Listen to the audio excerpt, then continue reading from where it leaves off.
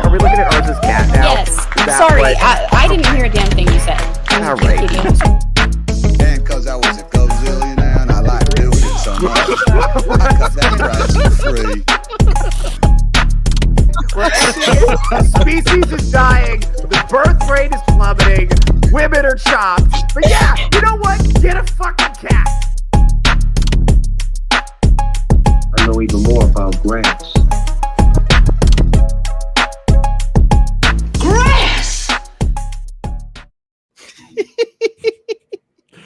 What is up, everybody? You know what I've noticed about that clip just now? Your bedroom has had a lot of character development since that clip. Yes, it really has. It really has. What is up, everybody? This is Touch Grass with Theo Snodgrass. I am your host, Theo Snodgrass, wherever you may be. Thank you for making me a part of your day. The panel is here with me today. Say hi, panel. Hi, panel. Hi, panel. How are you guys doing today? Who's excited? Hi, panel. Who's excited? We've had kind of rainy weather here in I'm ready for Las the weekly Vegas. foolishness. Let's get on with it. I had snow not like 2 weeks ago, and now it's 60 degrees, and I'm really sad it's not still cold. Oh, You know, I'm I am 5 on down here at the golf. I'm on a lot of allergy medicine right now because we got that North Carolina weather where it's just really cold one day and then the next day it's really warm. Then it's back to cold, back to hot, back to cold, back to hot. And today it's just really warm. So I'm wearing a baggy t-shirt and basically jorts. I'm not gonna sit in my tiny house and sweat my ass off. In less gay wardrobe news, I'm wearing gray sweatpants, ladies. Hey, my uncle, hey, my uncle was buried in jorts. No, all right. no, Don't be hating. No. Don't be hating the jorts. Stryker's in timeout. Snate's in timeout too. You guys are in timeout after that. We're not doing. No, yeah, we're not doing that. But ladies, I am No. not wearing pants. Nope. Shout out to the 4%. We're not going to sexually harass the audience in the intro. That's too No. much. That's later in the show. That's too much.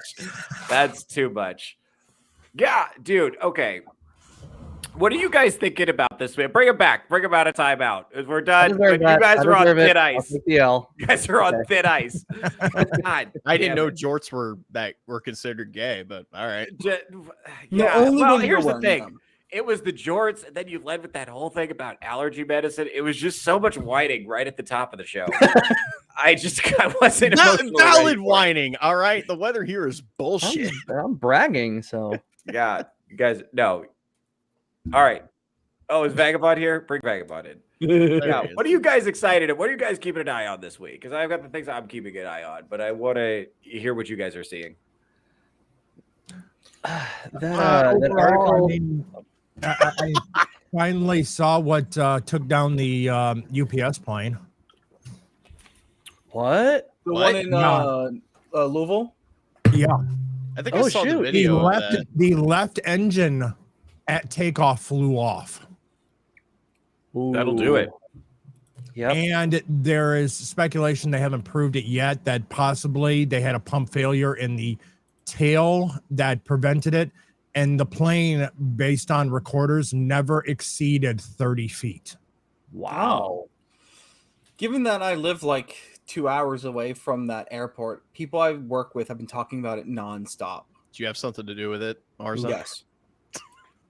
I heard the demographics of the pilots.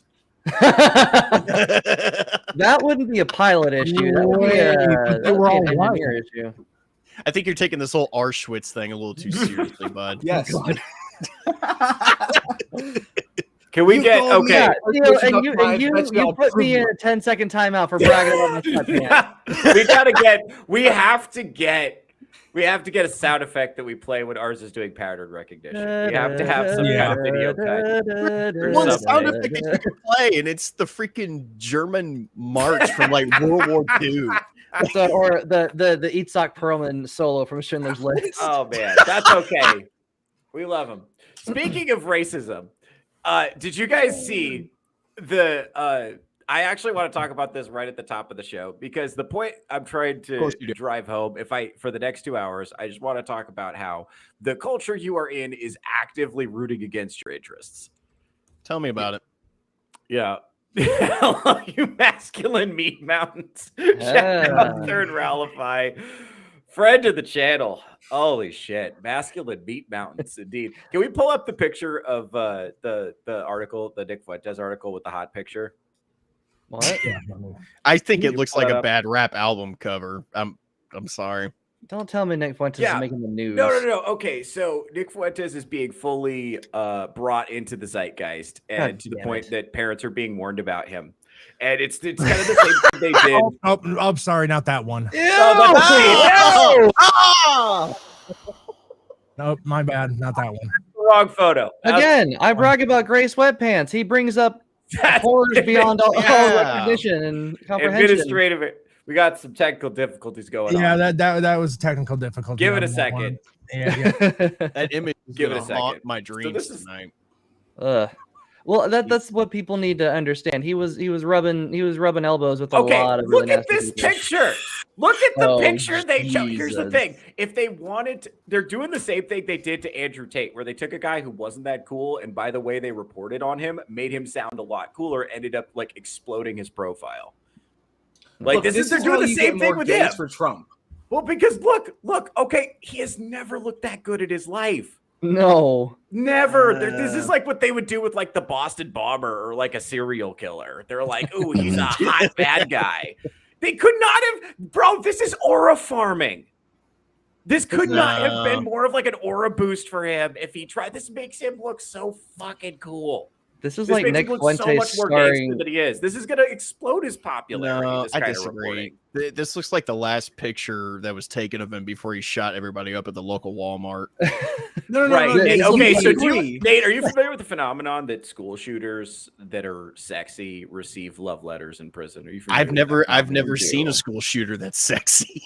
Okay, I understand that, but you're also not a woman, so you don't. A better description would be serial killers that are sexy getting hit on. Okay, yeah, that a few months yes. ago, there was a major trend on Instagram where women were thirst trapping to Nick Fuentes audio because they thought he was hot. Oh, And Right. they What? started Really? listening to his Yes. stuff, and then they started using his dialogue in thirst traps, and it was actually like really, really good. Actually, hold on. Let me see. I have some examples of this. I think. Oh, I don't want to hear any example. I think you do. Well, here's the thing.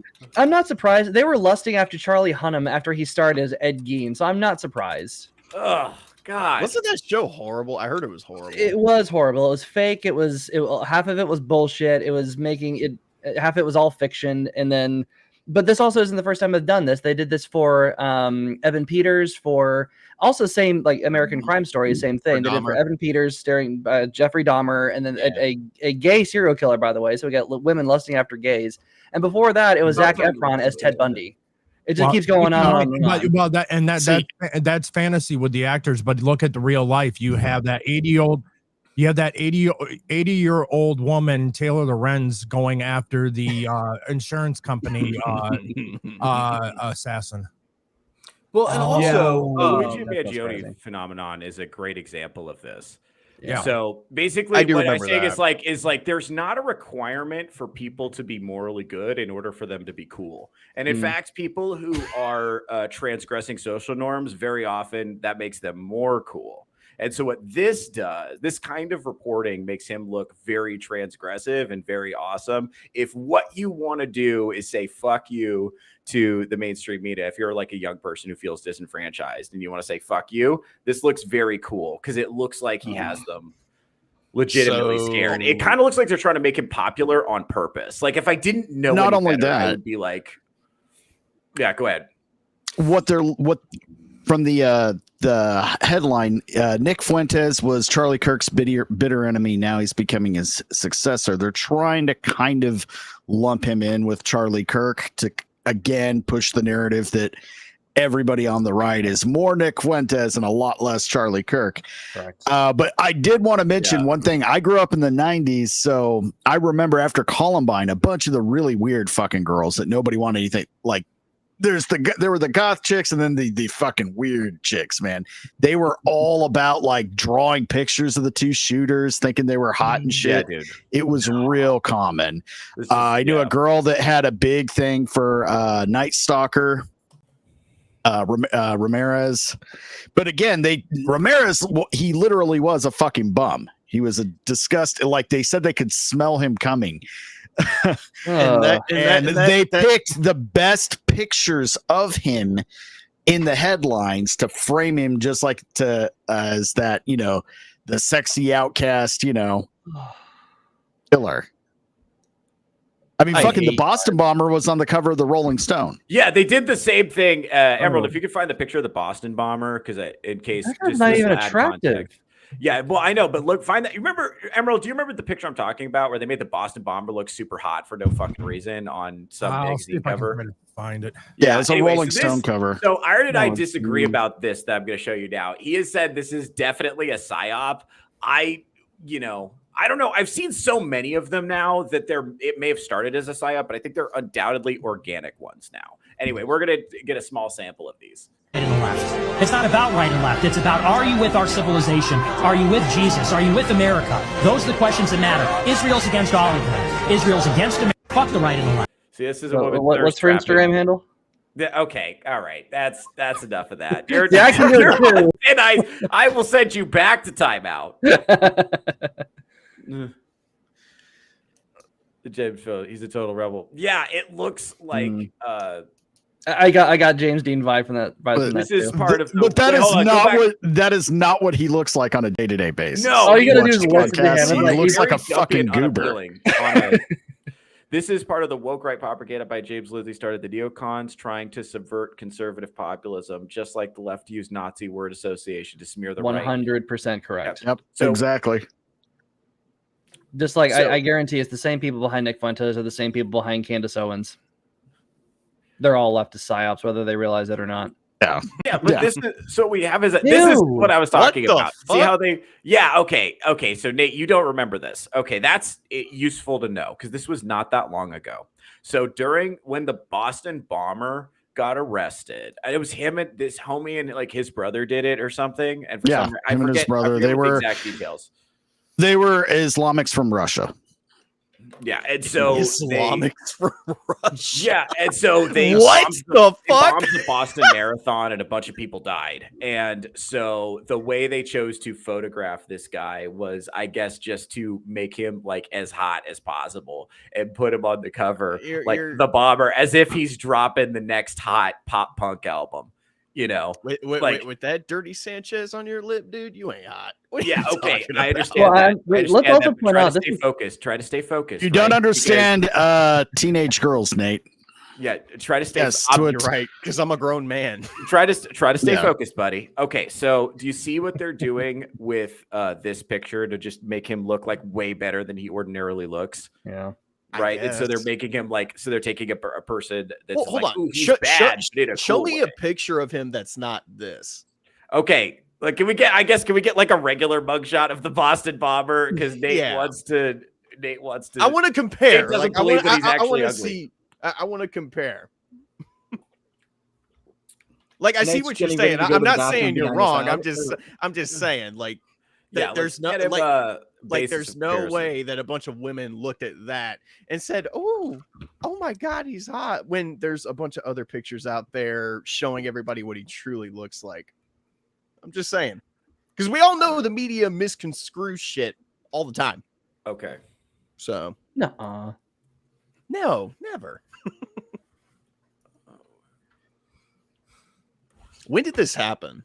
Oh, the Boston bomb? 12 years ago. Like 10, 12 years ago. Yeah. I was in Boston when it happened. Wow. Were you a part of it? Well, when I was 12, yes. No, I was 11. You were training. No, I had a counselor who was doing the marathon.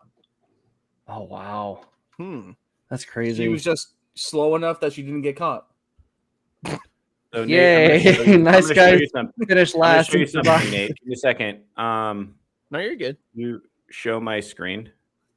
Emerald, where's my screen? I also find it funny to point out, like 10 years ago, Rolling Stone.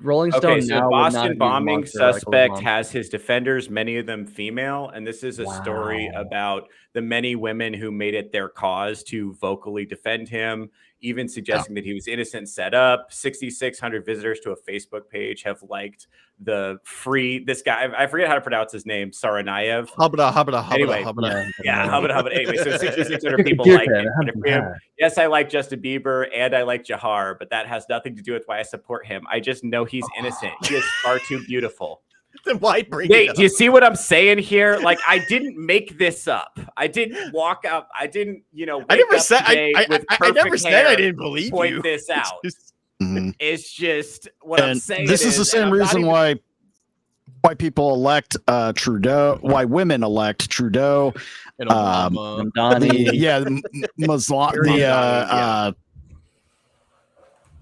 God. Wow. Yeah, you see how he's just like a regular dork? Yeah.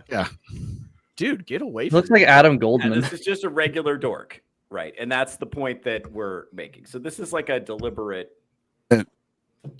There's really no mystery that him and his brother did it or not. They were, and I got it wrong. They were actually from the Czech Republic, but it's that part of the.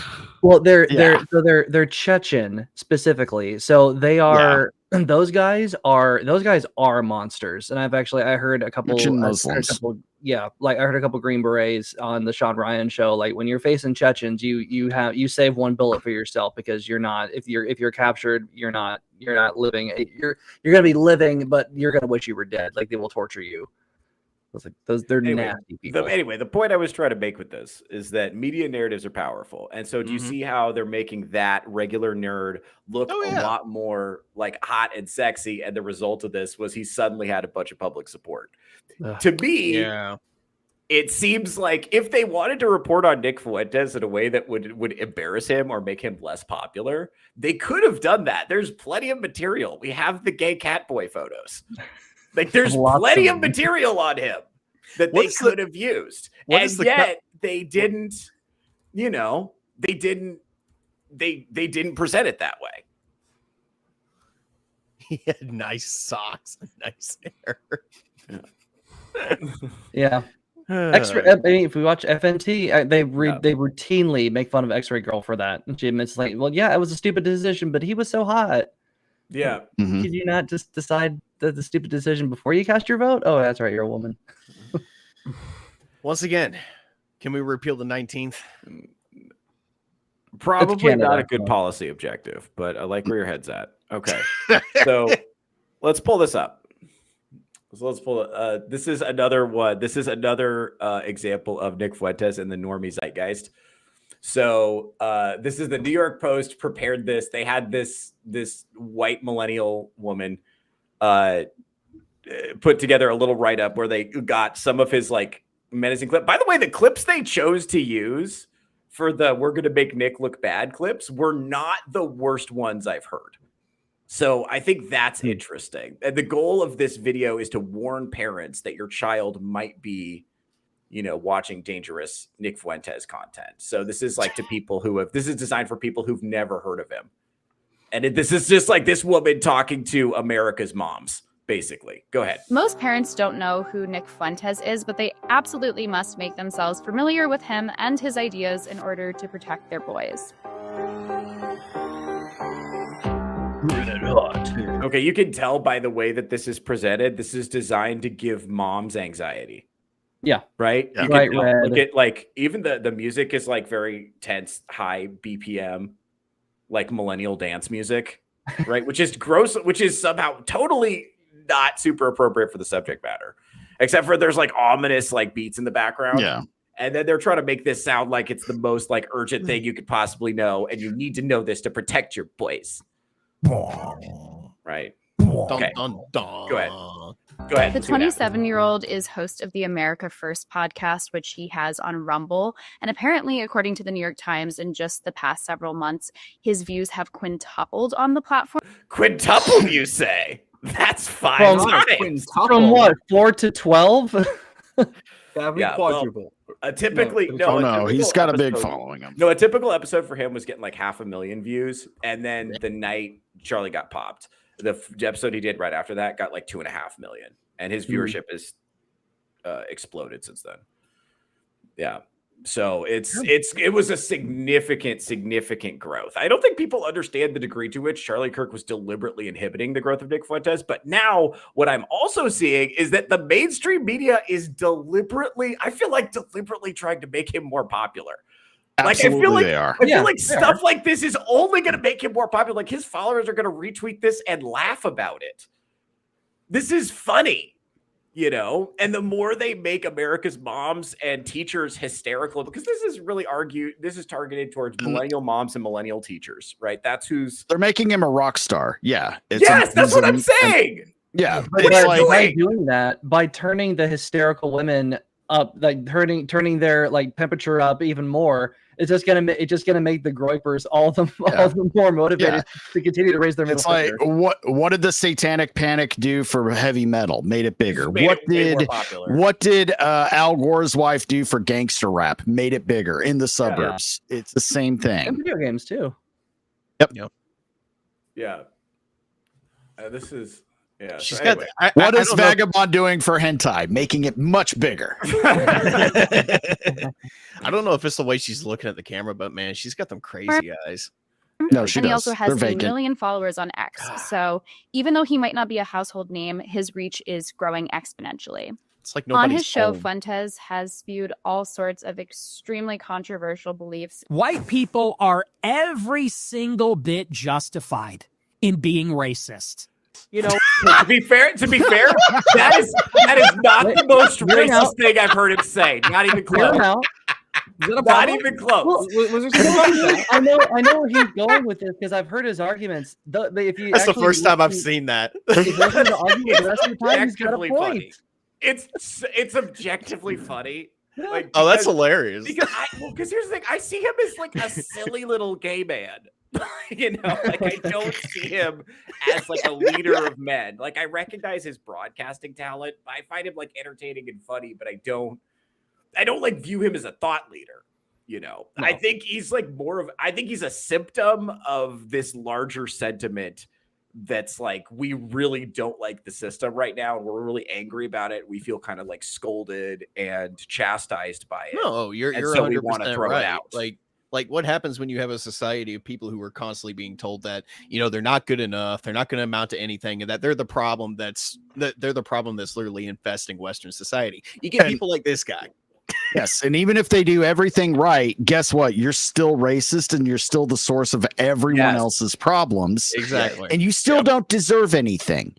Be it jobs, affordable living, opportunity, any kind of social prospects. No, you just be out in public. No, you don't deserve any of that. But I'm doing everything right. Nope, you're still racist. It's just, now you're passively racist, and they're leading him these kids right to that. So then they say someone say, "You have every right to be racist." Like, you know what I do.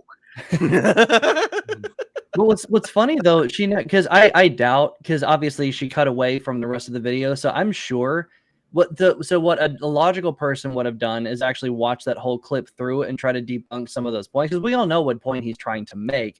But you're right, Theo. She is appealing directly to teachers and millennial and overbearing moms, because all she posted was the only clip she posted, because it was the only thing that was important, because it's superficial as hell, is him saying it's okay for white people to be racist. That's it. There's no other explanation, no other attempt to debunk anything.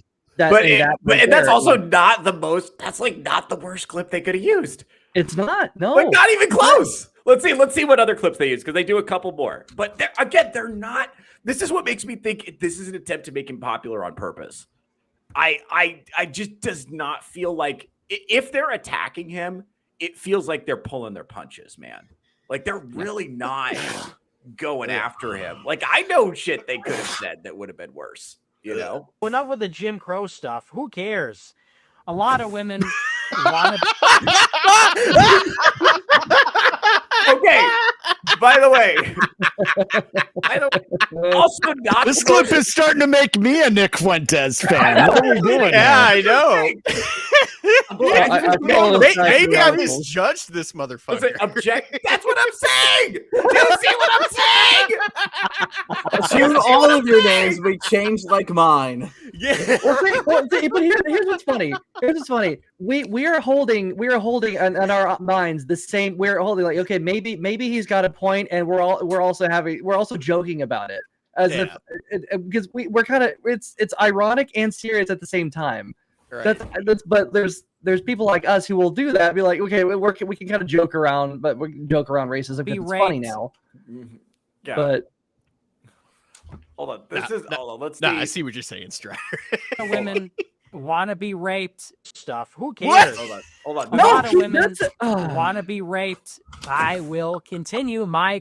That's technically true, but we're not allowed to talk about it.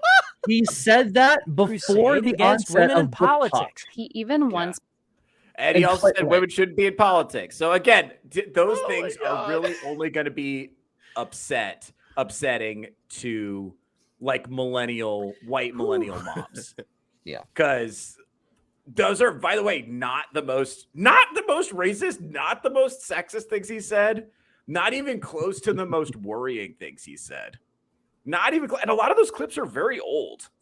So they're from like when he was like. Side note, if you just look at some of the books behind this chick, that tells you all you need to know about her. Yeah, that's what I was noticing too.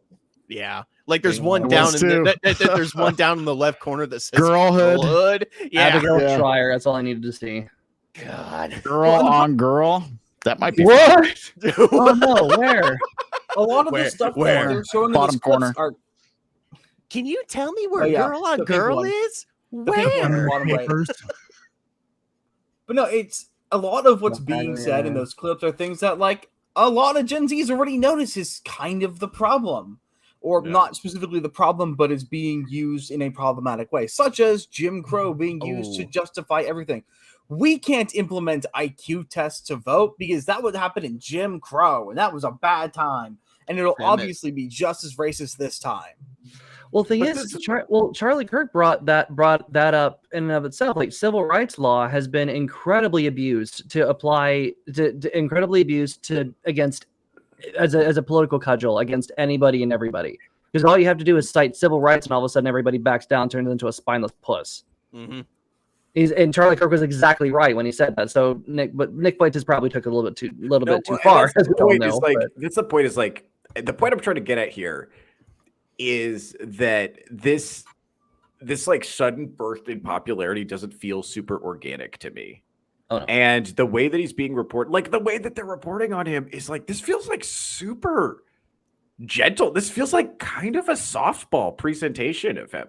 This was like not like they could have tried way harder to demonize him if that was their goal.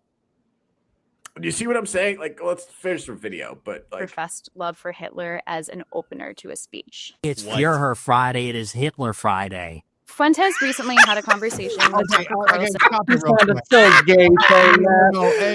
Okay, so this guy in Auschwitz would get along just they don't well. get it. See, they don't understand. This is something I'm realizing because I keep talking to people about this to try to figure out what's going on. I'm following the trend. And I think a lot of this is like women don't understand what men find funny. I think a lot of it is that. Like, I think because women don't use humor in the same way that men do, they do not understand. I don't think it's just what a men woman find thing. funny. I think it's also just a left thing again. You know, Yeah, but the left is animated by feminine values. Well, we've had conversations even the men about how who the are left on the left operate according to feminine norms. Well, we've had conversations about how the left just does not understand comedy, like at all. But again, they're using everything so far from this video. Most people would be jumping up and down about context. For one thing, you're taking literally just a statement completely out of context. Yeah, we do it to one of your guys. You do it to one of the someone else, and all of a sudden they're jumping up and down. That's out of context. That's out of context. You can't do that. This is exactly what they're doing. They're doing the exact same thing. So don't try to be on a high horse about journalistic ethics when you do the exact same thing. No, you have a book in your background that says "Girl on Girl." Opinion discarded. Yes. All All right. You're gonna hear her out a little bit. See what else we got. And on his podcast, which launched an all-out civil war on the right about how far right is too far right to be accepted into mainstream politics. Regardless of where you stand on that issue, his reach is only growing, and we have to engage with his ideas in order to understand what's actually happening with young men. Fuentes' followers call themselves groypers. You know, racism, not real. Okay? According to the ADL, they are defenders of a white Christian nation or a According to vision of ADL. America that they see as being under siege. A Republican staffer recently I mean, said we are that under he siege. believes that about one in three. Fuck the ADL. I think Okay, so here, right here is already your problem. Is New York Post? You're using the ADL as a source, you fucking moron. yeah, and I think that I don't think that's necessarily. I don't know if I don't know if it's right to say that groypers are like ideologically consistent around anything. Like I said, I think this is more indicative of a larger "fuck you" sentiment. I think that. Yeah. I think it could. Yeah, It's attached to Nick Fuentes right now, but it could just as easily be attached to something else.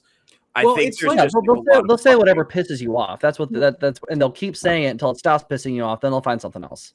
It's like what I was saying last week. It's kind when I compared Fuentes to kind of like Hitler. He's the only person really offering these boys any kind of positive attention. No, it's Where's the not your music? fault. Someone's No, gotta you have the should not music. be the victim. I don't have it set up. Damn it. I'm trying to make a real point here. He's offering these kids a way forward that isn't where everything that happened in the past is their fault. He's the only one offering them any kind of respite from what's been going on in the past and the way that they've been mistreated. And so, yeah, he's probably one of the worst ones right now, but in a similar vein where Charlie Kirk was preventing worse ones from coming, better people would also reduce the influence Fuentes has as well. And that's really the main reason why everyone's so drawn to Fuentes is because he's the only one offering any kind of positivity. Hey, don't include me on your kinks there, Arza. There's no we here. He's not doing anything new either. And Arza, what you're saying is exactly correct. Because again, I'm in the middle of a book about this. And it's nothing new. It's some charismatic person. I mean, you could argue he is pretty charismatic for the wrong people, but he still offers a way out. He still offers hope of an independence of the past and a way for us to a way for people to move on from it. And that's something that everybody has promised all throughout history. It's nothing new. Yeah. All right. Yeah. Let's keep hauling through this, and then we'll get to that because I have some other things I want to tie this to. Go ahead. Okay. Young GOP staffers under 30 have some sort of affiliation with the groyper movement, that was where I which is got the stat. obviously Hold on. What one did you in say? 3 young GOP staffers under 30 There it have is. some sort of affiliation with the groyper movement. 1 in 3 GOP staffers under 30. 1 in 3. Some affiliation. They Define are that. so fucked. Oh fuck! I tried to tell them. This is why I'm laughing because I tried to tell them. Because I tried to warn them, but they ignored me. So now I'm like, delighted. But yeah, and that's the other thing too. Is like I don't know if those are like real numbers or if those are like made up numbers because they wanted to sound scary. Because like you just like literally never know if data is reliable now. No. What I can tell you exactly what this number is. That is a pointless number. 1 in 3 is affiliated, is what she said. That means 1 in 3 people who are at the GOP have heard of Nick Fuentes. That number doesn't imply that they're fans, that they watch them, that their friends are fans. Yeah. All it implies is that they know who Nick Fuentes is. It is a deliberately malicious and meaningless number. I guarantee you, whatever they did to it, they made it as big as they possibly could make it because they wanted it to sound scary on purpose. So they want. What's crazy is like, this is what I don't understand because stuff like this is going to make millennial moms freak out. Right. But to people who would be inclined to follow Nick Fuentes, this is going to make him look extremely cool. So from my perspective, this is like an irresponsible failed hit piece, you know? And it's weird because, like, what I really don't understand is the clips they chose to take out of context were really not that bad compared to other ones that I've heard. It's not having the desired effect that they thought it was going to have. So do you think this is intentional? Like they're trying to, push this sort of a controlled opposition thing? I know Iron has floated the theory that Nick Fuentes is controlled opposition. That I believe it. Deliberate. I don't know. Yeah. I don't know. It just, I don't have any evidence for that. It just feels like. Look at how hard they're trying to push him. It's about making the entire right movement look be directly associated with his idea. Yeah, it's weird. It's like he's like the latest right-wing boogeyman. It was like when they somehow through messaging, I don't know how they did this. They somehow conflated Andrew Tate with Republican politics, even though he's a British guy who lives in Romania and does not he doesn't vote in U.S. elections and he doesn't endorse candidates necessarily. I mean, I'm sure he likes Trump, but they were like, somehow they got it through messaging. They made it sort of like that Republicans are like the party of Andrew Tate, right? This reminds me of that. This is kind of like they've crowned a new right-wing boogeyman and they want everybody to freak out about this guy. But like, why are they doing such a bad job at going after him? That's what I don't get. That's what's bugging me. Do you guys get what I'm saying? Like, this is a bad hit piece. You could make better ones. Well, it's because they don't know why they hate him. They don't know what he said that's wrong, and they don't know it's why. Just incompetence, or do you think it's so bad that I almost wonder if they're doing it on purpose? It's willful ignorance. It's just bad. They don't want to be able to empathize with Nick Fuentes and Groypers and young men. And so, because they can't empathize with them willfully. Oh, that's interesting. They're also not explaining any. They're also not offering any further context to anything he's saying. It's just one or two sentences that's offensive. Yeah, without actually listening to anything else. They were probably sent that by somebody else. I probably found it on Twitter. You probably heard it third or fourth hand by a repost of a post of a repost of a repost of a quote tweet. And so they have no idea what the context is. They have no idea what they're actually saying. This sounds bad, so we're gonna demonize him. But they're incompetent at it. They're ineffective at it because they're idiots. They're just bad at it. That's disappointing. I think their ignorance to our position makes it so that they think those statements are enough. Yeah. Oh, really? That's interesting. So, if you just heard that he thought racism didn't exist, you'd realize he's a bad person because racism is bad. And so you'd realize they're ignorant and they think we're ignorant of the things he's saying. It's like, I don't know. Well, the arguments they're using, the language that they're using is not targeting anybody on the right saying don't go this way. Their arguments are targeting leftist talking points. They're not coming at it from our perspective and trying to warn us against this guy. Yeah, it's all from their perspective because they can't imagine another bad at mentally mapping their potential target audience. That's really disappointing. I think you might be right about that, but that's extremely disappointing. I hope that's not true. Well, remember there was this is more gender than political nature, but men have higher empathy for their political opposition than women do for their political allies. Yeah, that we talked about that. We went over this last week, actually. Men can fight wars and then show mercy and actually respect and deference to the people who are just trying to kill them. Women cannot do that, and most of your journalist classes are women. Yeah, I wonder how much of this is downstream of. We were talking about kind of a recurring thing I've been talking about for the past couple of weeks is the great feminization and the corresponding shift in values. So I wonder how much of that is this, because this, I don't know, this video seems to be made by women for women to me. Like, it seems like the kind of stuff that would cause women to clutch their pearls. But as a man, I'm listening to this stuff and it's like, yeah, my best friend in the world. I was just at a guy's wedding who says worse things than this routinely. You know what I mean? We say worse things like this in our group chats. Yeah, dude. And that's why I didn't freak out when the GOP group chat blew up and it was all that foul shit in there. I didn't freak out about that because I was like, oh, really? That's it? Okay. Like, I've seen group chats, dude. Like, I know what goes on in there. It's like foul. But you know, but that shows you women don't talk to each other like that. Women are not in spaces where they're exposed to that, because the minute a woman comes in a group chat like that, all of a sudden all the men behave themselves. So they have no concept of us joking of like this kind of dark humor that we're going down. Because even if because a lot of this is couched in humor, like we're like saying how based racism doesn't exist.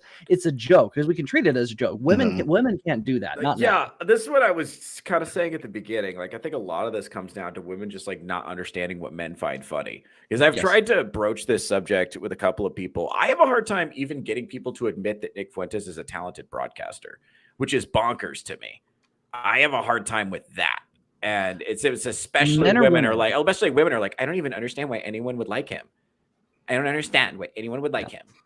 Because he's so enthusiastic. To be fair, I used to be like that. I couldn't stand his voice.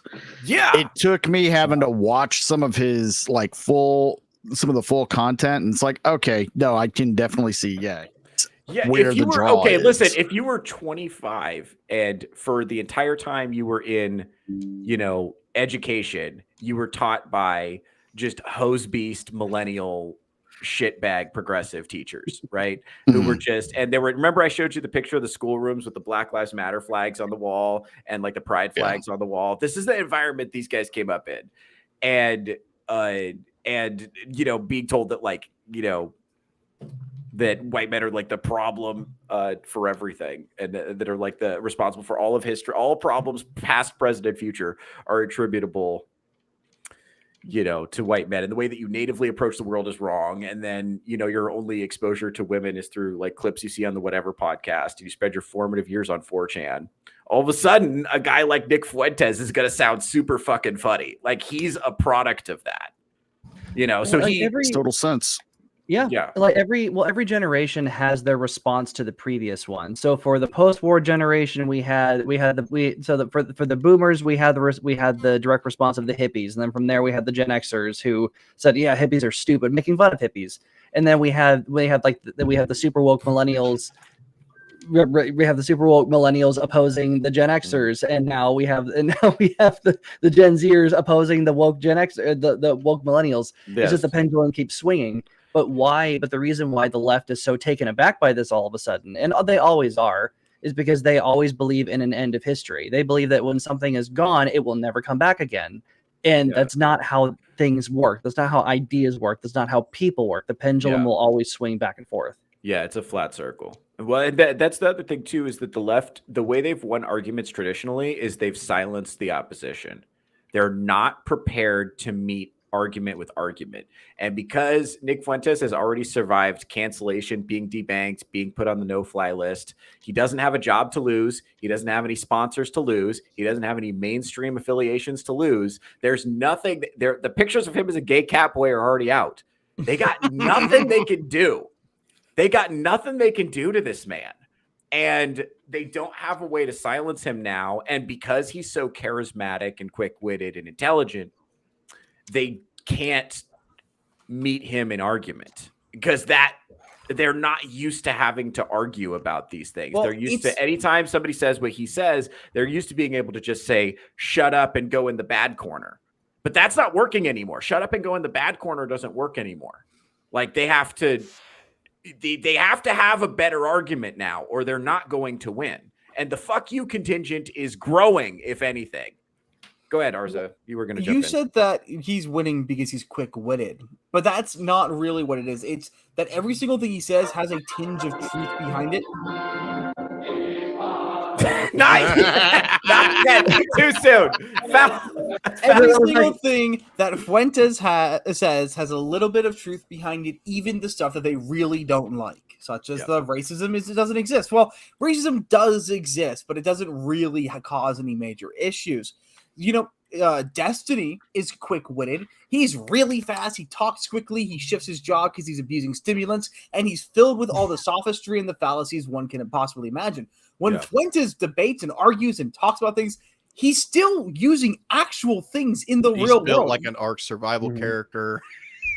for some reason, but he's not making shit up. He's not lying. He's not manipulating statistics, and he's not abusing his audience to push his idea. His ideas are rational to an extent, and then pushed beyond that point. Yeah. Whereas just people abusing who are just everybody else.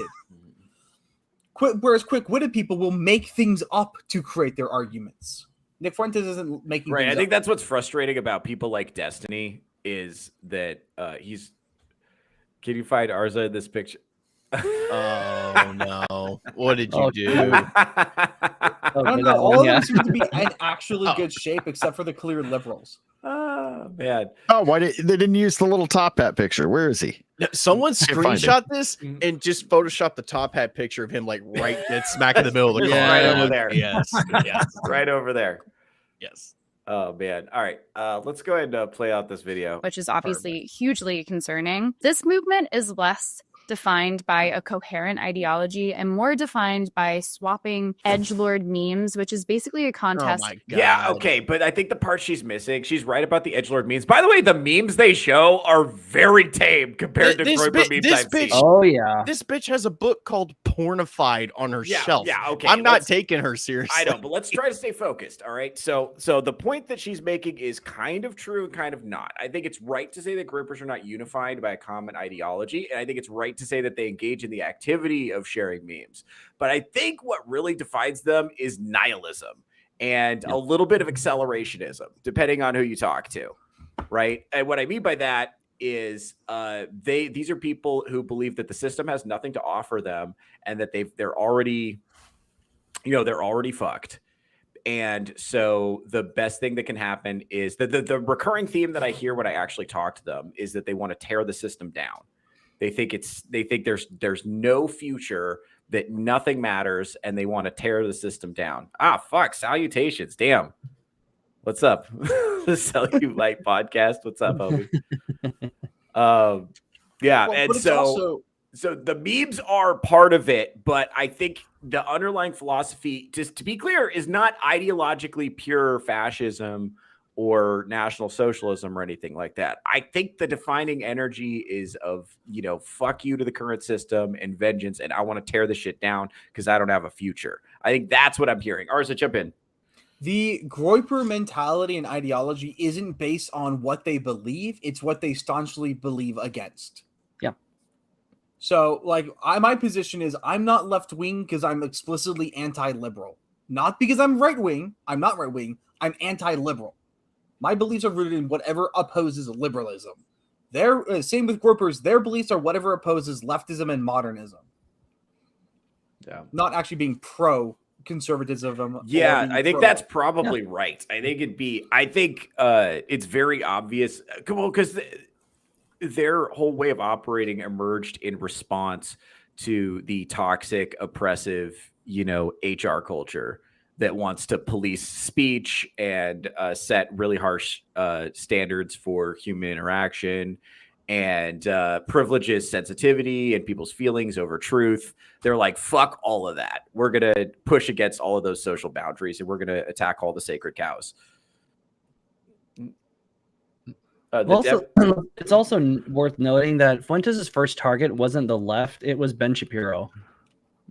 The first time I ever heard about Nick Fuentes was in the context of Ben Shapiro and the entire Daily Wire crew. Yeah. He was going after them relentlessly, Yeah, because he didn't feel like they were doing enough. And yeah, that's right. So actually, can we pull up the Rumble chat one more time? Because I want to read Third Ralphie's comment. Fuentes is on the pulse of what the Zoomers are feeling, which is why they are tired of America being dog-walked by Israel. Yeah, I think Nick Fuentes is a big reason why Israel is in the zeitgeist right now in the way that it is and why the dialogue is going the way that it is. And his sentiments are shared. He's not the only one, though, who's pushing that. Like a lot of the people, I know Zoomers who are very animated by the America First versus Israel First issue. And they're not even fans of Fuentes. They have a completely different set of online content creators that they follow that are not as mainstream. So I think I'm guessing, like usual, the mainstream media is a couple of years behind where the actual zeitgeist is. I think if it's gotten to the point that the mainstream media has noticed, then it's probably already moved on. That's what I would guess. Hold on. Let's see what we got in the chat. The chat's been doing fun. This is a good one. Something Arza said made me think. This Roguish Nerd, shout out friend of the channel. Something Arza said made me think the only thing necessary for the triumph of evil is for good men to do nothing. I think it's important to ask why good men did nothing in the first place. Good question. I think it depends on what you mean by good men. If we're talking politically, I mean, if you're expecting Republicans to do anything to deliberately oppose Democrats, that's not going to happen because they're two sides of the same statist coin. They love it when each other is in power because they manage to stay in power because it's the system is the enemy. But like ordinary rank and file voters, that's a good question. Yeah, I do what it is. I think part of the Zoomer frustration here, we got Cellulite Podcast throwing heat in the chat. The Democrats are the party of racism and fascism. Fuck Israel, LOL. Nice as fuck. What I'm saying is, I think there's a lot of kind of justified sentiment coming from the Zoomer generation that it feels like we're being ruled by a uniparty, and that it doesn't really matter whether it's Democrats or Republicans in charge. The corruption continues. Do we need the meme? Are you new here? Yeah. I mean, really, I mean, first time. Yeah, well, okay, that's something that I actually kind of realized just in the past few years with the rise of Trump in the world of politics, because I realized that he had just as much opposition from the Republican side as he ever did the Democrats, probably more, because they were run by the McCainite wing of the old dying Democrat neocon party, Republican Party, and they're all pieces of shit who want to stay in power, even though, and they will not support a president who said, "Put anything on my desk and I will sign it," and they did do it.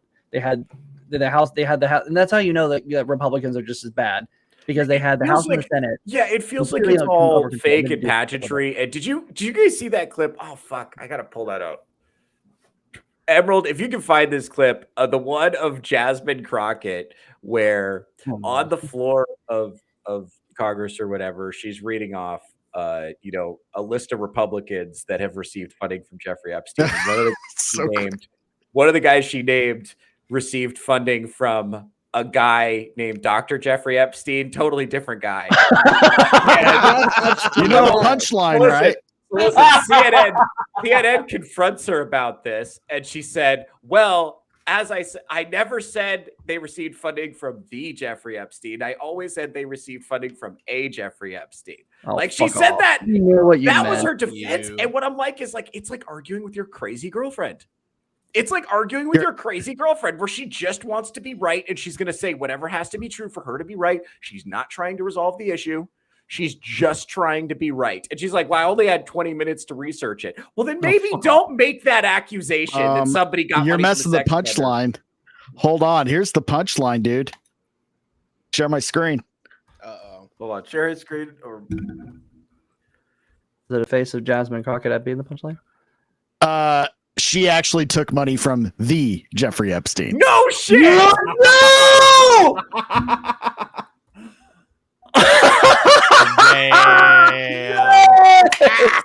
Bro, what? That's the best thing ever. Gotcha, bitch. Bro, no, but listen though. That's like the kind of corruption. I'm not trying to be racist, but that's the kind of corruption you see in Africa.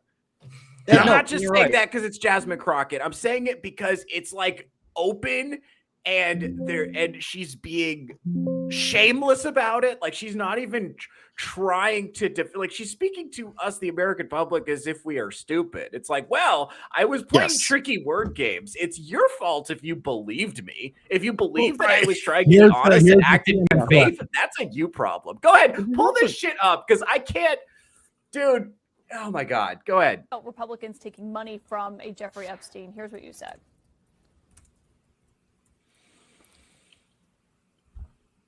Who also took money from somebody named Jeffrey Epstein, as I had my team dig in very quickly.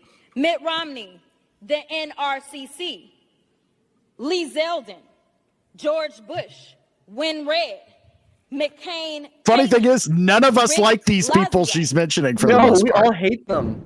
You mentioned They're Lee all Zeldin there. He's now a cabinet secretary. He responded and said it was actually Dr. Jeffrey Epstein, who's a doctor that doesn't have any relation to the convicted sex trafficker. Unfortunate for that doctor, but that was a prior campaign of his. Do you want to correct the record on people? Listen, Oh, come on. She couldn't read the bottom part. Now, to be fair to Crockett, she did say someone named Jeffrey Epstein. She did cover her artificial It ass. doesn't matter. She knew she was playing word That's how I games, know you were dude. raised with women in the house. That's how I know. Two different things. You want to correct the record on the people? Listen, I never said that it was that. This is why everyone hates politicians, because we know they do this. Oh my. Well, this is why people hate politicians of a certain appearance. Guys, Theo's having an orgasm. You can't do that. Nope. You can't do that. You can't say, well, listen, I was going to play tricky word games the whole time. It's not my fault if you thought I was going to act in good faith and be honest. Oh, it gets That's worse. your fault. It gets Or not like you're worse. speaking on the How does house it get? floor or How anything. does it get worse?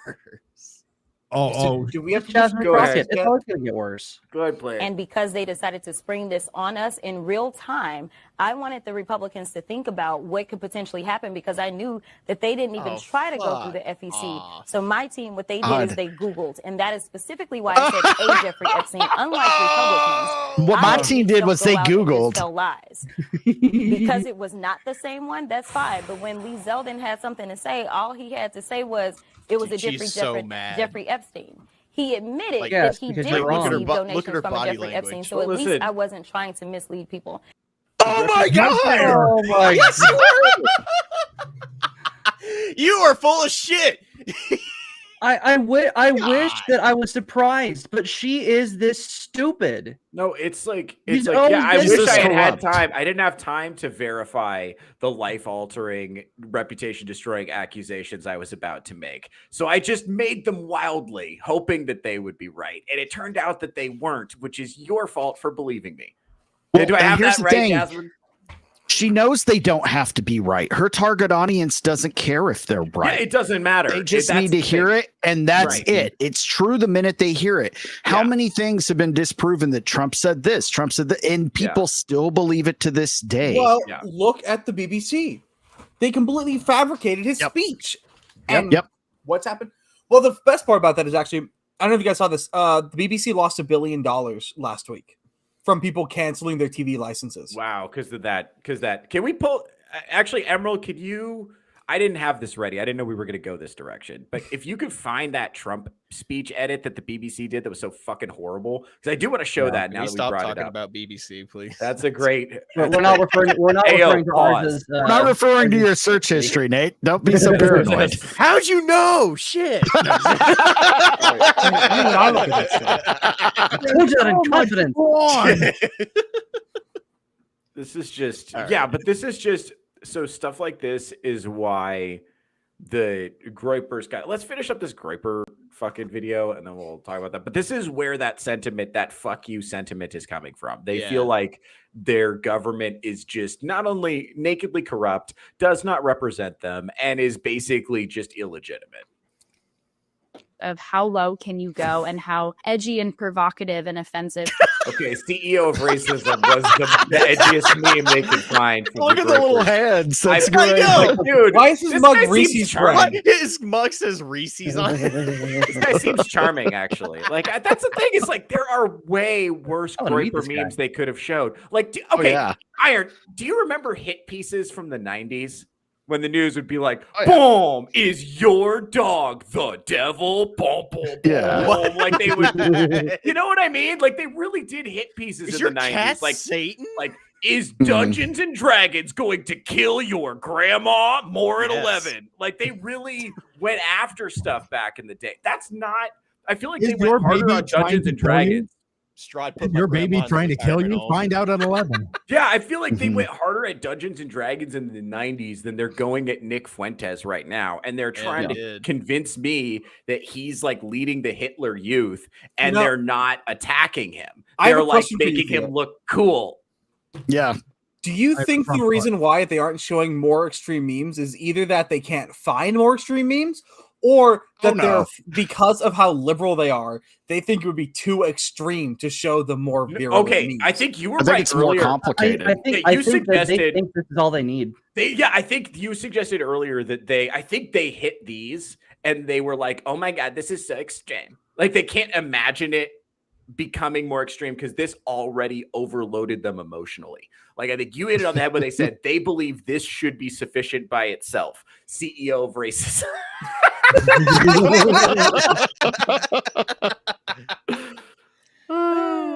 Fucking Yeah. hell. Who on this smash panel would Crockett with still a hammer. smash Crockett? I probably would, just to fuck the crazy out of her. And like, I think Third Ralphie is right to his credit that they're building Fuentes up because they need a boogeyman. And I think Andrew Tate is no longer sufficiently relevant, and so isn't he like in jail or something? No, he's fine. He's doing That's some kind of already celebrity out. boxing Fine. match. Tate just showed himself to be a feminist for men, and nobody wants that. Yeah. But That's the thing. eventually, Like, eventually you grow tired of grievance. It gets old after a while. You just want to be okay. You don't want to be constantly angry at everything. and you need I think they just have more grievance than Tate can answer for. And the truth is, like, his message eventually, you can only do so many push-ups. You know, you can only, you know what I'm saying? And then at some point you need more Sounds out like of a life. quitter mentality. And you know, Fuentes is offering, he's selling, you know, blood and soil and God and country. And those things are deeper objectively than just like, you know, being on a yacht with a bunch of hot women who are scared to look you in the eye. You know what I mean? Like there's more to it in what he's offering here. And these are young men who are desperate for meaning, who probably aren't very good at expressing themselves, who probably aren't super well educated because they came up in a school system which gave them no information, right? And lied to them about everything, right? So from their perspective, he probably does look super fucking cool. You know, anyway, let's finish this up. You be online. How much of this is young men doing some sort of cathartic rebellion in this double life that they're living online? That's actually a good question. I actually want to hear how she answers this. That's actually a legitimately good question. Go ahead. Versus them actually holding these remarkably regressive and bigoted beliefs that would be completely in contrast with all the values that they were raised. See, that's the framing. These terrible bigoted beliefs that would be in contrast to the values they were raised with. That's her talking to moms. That's the problem. Yeah. That's her talking to moms.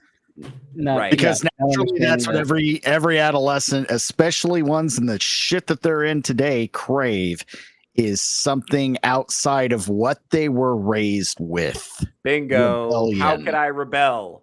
How could I rebel?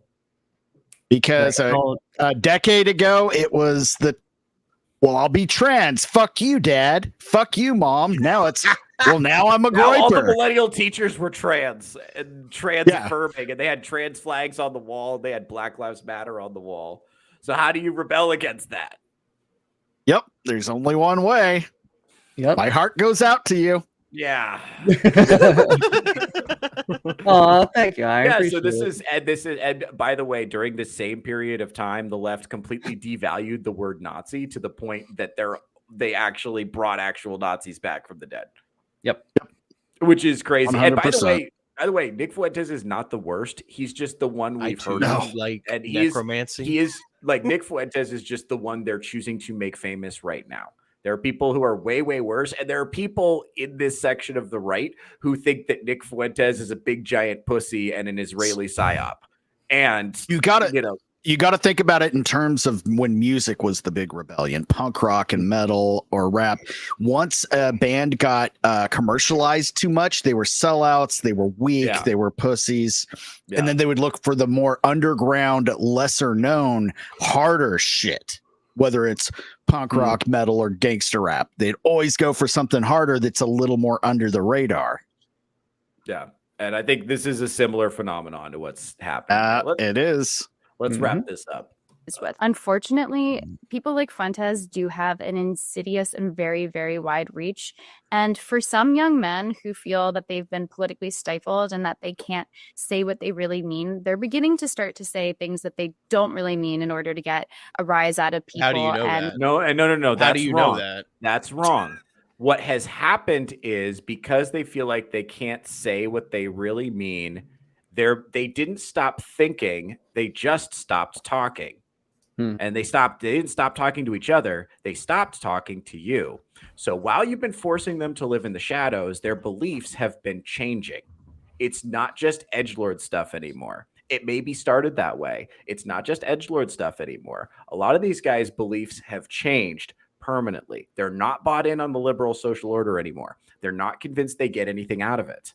Okay. And if you want them to change back to your side, you have to come up with a persuasive argument, right? And you don't have one right now. Like, I think this would have been true like 2 years ago. I think this would have been true before Charlie Kirk died, that it was really just like edgy jokes. I don't think it's that way anymore. I think the zeitgeist has meaningfully shifted on these issues in a really significant way. And I think it's in a way that like even like millennials are not ready for, right? Because we were brought up with so much like anti-racism programming. Like, I don't think there's like a widespread awareness of how the degree to which Zoomers, particularly Zoomer men, have rejected this. Well, also, why wouldn't Zoomer men just go all the way down? What is there to encourage us to not go to the most extreme degree? You're going to hate us anyway. You're going to call us Nazis anyway. You're going to try to debank us. You're going to get us fired from our jobs. You're going to get us falsely accused of sexual misconduct. You can do all these things no matter what we say, so we might as well just go all the way. Yeah, it's like, you idiots realize you gave us nothing to lose. When you give people the option to submit or fight back, and submission is what they're asking for, they're going to get the fight back. And we've had this talk before. It's going to get ugly because Nick Fuentes might just be we know that's the tip of the iceberg. These kids are going way lower and way darker than that. Remember, why is everybody talking Trump? Shaved heads and baseball bats roaming the streets? American History X kind of shit. But yeah, why are Gen Zers rejecting Trump? Because he's not conservative enough. Yeah, on Israel, the deportations aren't enough. Israel, which is funny because he's more conservative than Reagan or Bush before him. It's nuts. Yeah, and I keep hearing the main issues that I keep coming up when I talk to Zoomers is immigration and Israel. Those are the two animating issues, and a lot of those come from basically the same place, which is my quality of life is fucking terrible. Why don't we do something about that? And right now I feel like you're doing more to help this other country, or I feel like you're doing or you're doing more to help immigrants, or by having a policy that allows a lot of immigrants in is displacing opportunities that aren't going to me. And the other thing, of course, that also gets into broader conspiracies about what Kanye's doctors people are, putting into the culture. Right. And I understand the reason people spend look, if people had stuff to do during the day, like if they felt like their lives had meaning, and if they could afford to have families, and if they had some stability in their housing situation, they would not have time to become conspiracy theorists. You're the one that took all these intelligent, creative, spirited men and told them there was no place for them in society and sent them home all day to scroll on their phones. You did that, right? So now you have to own it. Like, you told those boys the future was female and you sent them home to scroll on their phones. And now they have their own ideas about why that happened. And you have to win the argument now. And you don't know how they talk because you forgot. I really think what's so crazy about this is I think this probably sounds really extreme. This video probably sounds really extreme to a female audience. But to men who hang out in men's spaces, this is very tame. This is not even interesting. It's like I've started seeing people be like, men are just angry that women got into their spaces because it means men can't be sexist dirtbags anymore. And it's So like, it's yeah. like men can't locker talk because that's sexist and extreme and it's offensive to women. It's like, no, that's normal discussions. Men weren't being offensive. They were having normal male conversations. Your barometer of what's sexist is what's broken, not the discussion the men are having. We don't talk like that when we're around you because we're nice. But like we're not gonna not talk like that amongst ourselves. Like the fact is, like, men enjoy a certain amount of like vulgarity and humor. I think that's really where the feminist social order lost the plot was, going They need after to be humor. women. Yeah, well, and the thing is, like, men need humor. Men need humor, and they need like pride in their existence in order to survive the like how horrible life is. Right. And they just made that impossible because they took. And we've away talked humor about and they this took away pride. before. Yeah. You know how how men defeated racism amongst men in the from the 70s through the early 2000s? Racist jokes on every side. That's exactly right. That's how. We've hang talked out about with the a very military. integrated group of military guys, either active service or vets, and listen to these guys rag on each other, and they consider each other fucking brothers. No, yeah, and you'll hear the most. These jokes will make you fucking blush. They don't hold back, and it's great. No, and that's they'll put hair on you, but also they consider. But also, let's also not forget that joking around with your bros like that is a way that men bond. It's a way that men shit test each other, like because women can do shit test against men, and it's ridiculous and it's bullshit because it's only meant to prop the woman up. It's not meant to make a connection. Men bond by roasting each other to hell and back because if you can give and take in equal measure, that's a way that they test you. If you're ever in a new spot and you're being kind of ribbed on, you're being negged on by the old timers. If you're ever in a new And Jordan Peterson wrote about this in this 12 Rules for Life. If you're in a position, you have to give back. You have to give back just as much shit as you take, because that's how men test each other's mettle. Can I trust you if something goes wrong? Can I trust you to have a clear head and a clear mind to be able to respond in kind to what's being thrown at you? And that's how they test it. Because especially because men work typically in very dangerous environments, nuclear power plants, railroads, anywhere, construction workers. They've got to know that you're going to have their back, that you're going to be able to have a legitimate response to whatever threat comes toward you. And I don't think men even realize that that's why we do it, but we have to test each other. We have to shit test each other.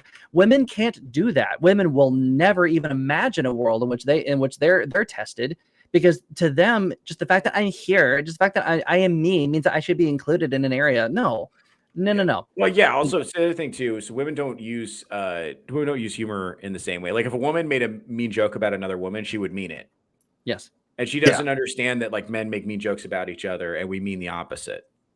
Like, and so for her, it feels like a very, very like mean, unsafe place. But for us, it's like necessary, because if we can't do that, like life isn't manageable. And part of that is because men are asked to stare into the face of reality a lot more than women. I covered this earlier in the week on Theocracy. One of the reasons that women have become so difficult to deal with for a lot of guys is because the whole time that they're awake, people are lying to them about reality, and their phone is lying to them about reality. And it's like validating a bunch of false but comforting beliefs to keep them emotionally stable in the moment. So this creates horrible cognitive dissonance because their beliefs do not map onto reality. And that's what's causing all of this anger and hostility and mental illness, where the beliefs that they're being told are real do not map onto the material world. And because men, we have to confront that a lot more directly, and nobody's going to lie to us and try to make us feel better. It just is what it is. You know, that's why we need humor. We need a little bit of vulgarity. We need a little bit of darkness. We need a little bit of ribbing, because that's fun. The other thing too, and this is building off Strider's point, a person who can't handle ribbing, who doesn't have a sense of humor about himself, probably has some narcissistic traits. And those folks tend to be very selfish. And in a crisis, they tend to look out for themselves, not the team. So if you're on a team with a guy, you need to know if he has no sense of humor about himself, because, you know, you might not be able to trust that guy, you know, and that's true in any line of work. So, and unfortunately, like, yeah, for most folks, the actual workday is completely fucking unbearable. And if you take all of the humor out of the workday, right, then it's like, and you make it so that everyone has to, follow HR guidelines. They have to follow the diversity, equity, and inclusion guidelines. Then you're just going to make, being in the office excruciating. And the more feminized you make the workplace, the more unpalatable it's going to be for men. This is why men are dumping out of so many of these professions as women become the majority. Anyway, that's a lot. What's up? Let's say hi to the chat real quick. Sammy 3Pete is here. What's up, homie? Friend of the channel, Sammy 3Pete. And this is a good one. I've seen what women read. I'm not concerned about men's locker room talk. Yeah, it's just I feel like what's crazy. Here's what's crazy about that is I understand them not wanting us to do it while they're around. That seems reasonable, but not wanting us to do it in private is crazy. Because women's private conversations are also disgusting and filthy. They just don't feel any semblance of shame or empathy about it because they don't, for the most part, view men as people. So they don't. These are the same women who fantasize about the Minotaur, if you know what I mean. Bingo. Yeah. Well, but that's where the feminine, that's where it's all gone too far. Because if they want to say that you can't talk that way around us, fine. But we operate on that already. Every time a woman enters the group chat, woman enters the room, we start behaving ourselves because this isn't women. This isn't for women. This is for us dudes. We have to talk this way.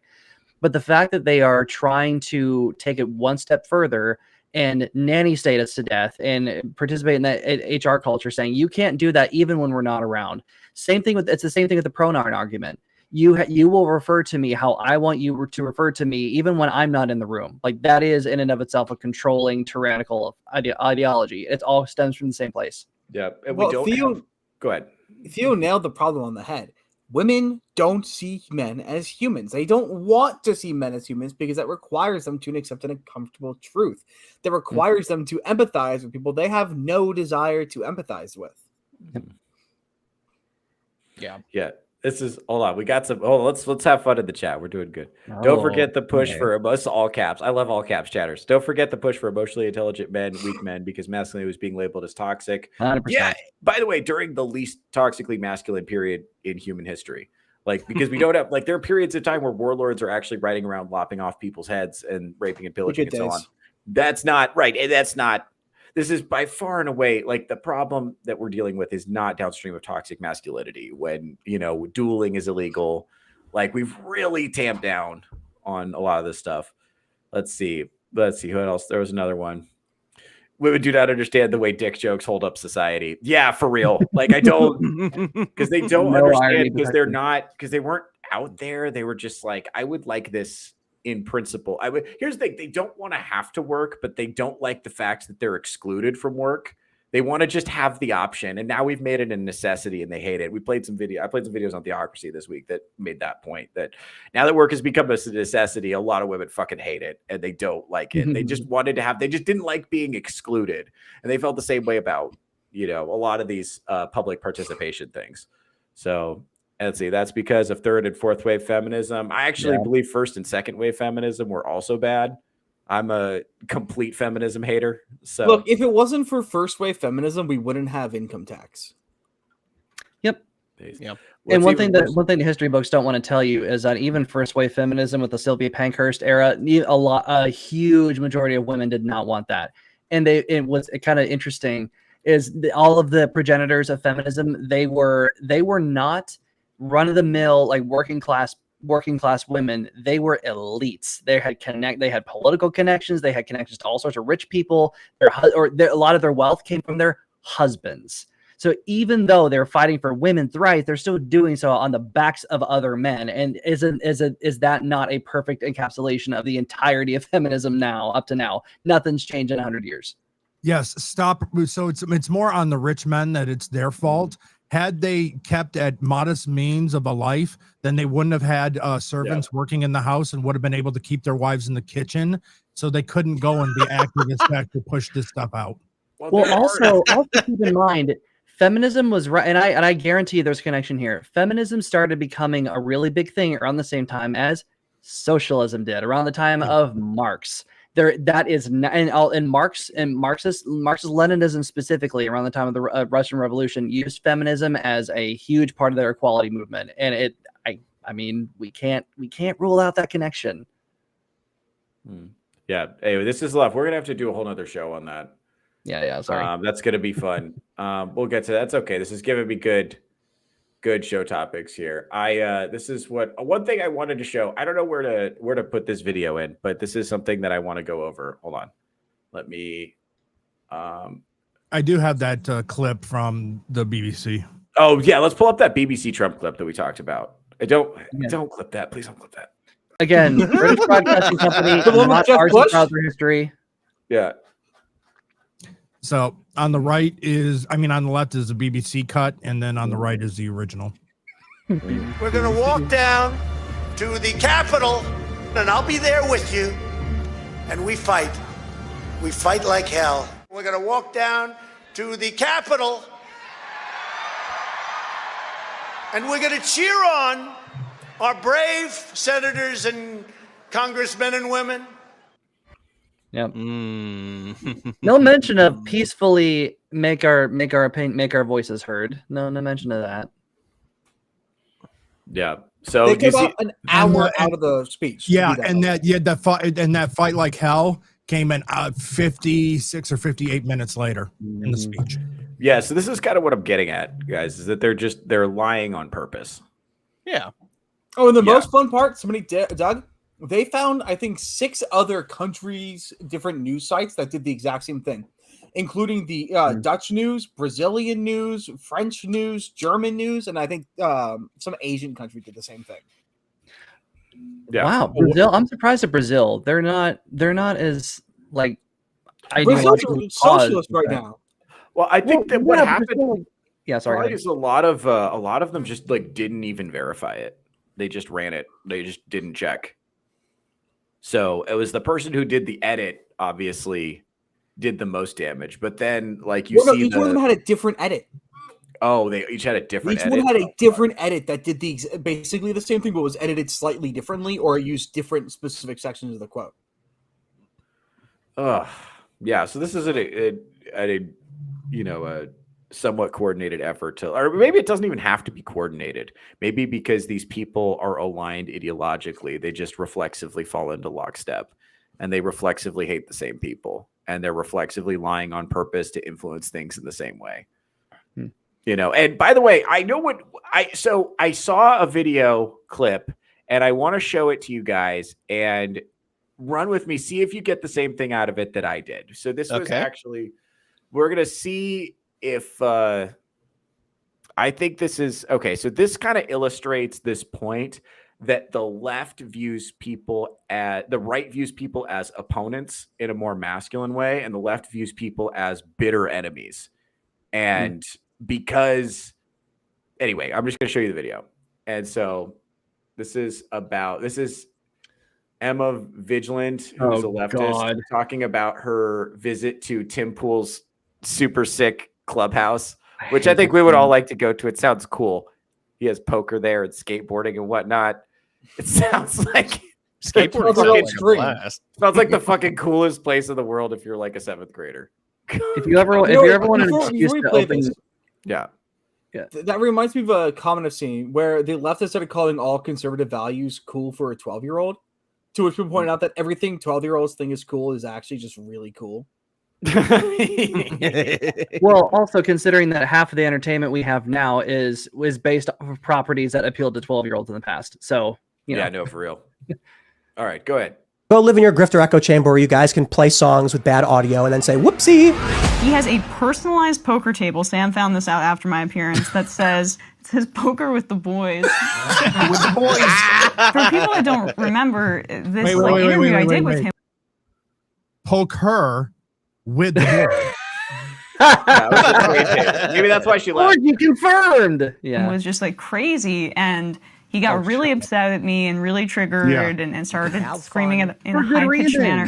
I can invite you on for a real conversation, and what do? Your show's for neo-Nazis. This is why you guys don't get invited places, because you're not having real conversations. And if you, I don't know if you, it doesn't matter. It's not relevant. 100% right. If you see that clip, that's exactly how she tried to frame it. She tried to frame it like Tim Pool had a significant digit of his audience was neo-Nazis, and she had zero evidence to support this because it's like not true. Right. But anyway, it doesn't matter. The thing is, she was arguing like your average leftist feminist on the whatever podcast. Yeah, but she's part of like the intelligentsia, so she's like supposed to be, she's supposed to be upholding a higher standard, but they're not. She's using lies and smears, unsourced lies and smears, because if you just like say things now, like nobody has time to, if you spew enough bullshit, nobody has time to check and see if all of it is true. And if you believe that the people you're dealing with are bad people, then it doesn't matter if you lie about them. And this will become clear why I'm bringing this up as the video progresses. Go ahead. I don't really care about getting invited places. Yeah, right. So go live in your grifter echo chamber where you guys can play songs with bad audio and then say, whoopsie. Whoopsie. Then the show is over. I want to catch my flight, and I don't feel like hanging out with him because I don't like him. Yeah.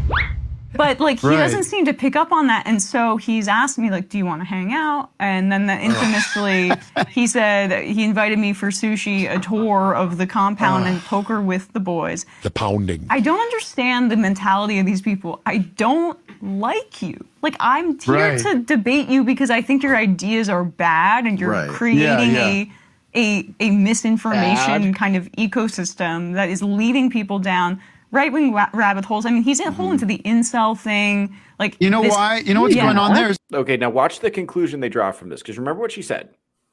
She said, I don't like you because your ideas are bad. So Tim is like, I don't like your ideas, but I'm still willing to respect you and hang out with you like as a dude. Right. And she's like, no, I'm unwilling to do that because you're my political enemy. You must also therefore be my personal enemy because you're a bad person. Now watch the conclusion they draw from this. This is so important. Watch the conclusion they draw. Because he doesn't really believe any of the shit he's Right, he's found a game. But you when do. the show's over, the character goes to Right, and that's where Right. So from their perspective, if he really believed what he says, then he wouldn't be my friend. Right. You see what I'm saying? You see how they just can't map? You see how they can't map the conservative position? They don't understand that they make a distinction between I disagree with you on politics, but we can still hang out personally. And by the way, if you consider people who disagree with you about politics, you're like mortal enemy, those are people you have to share a country with.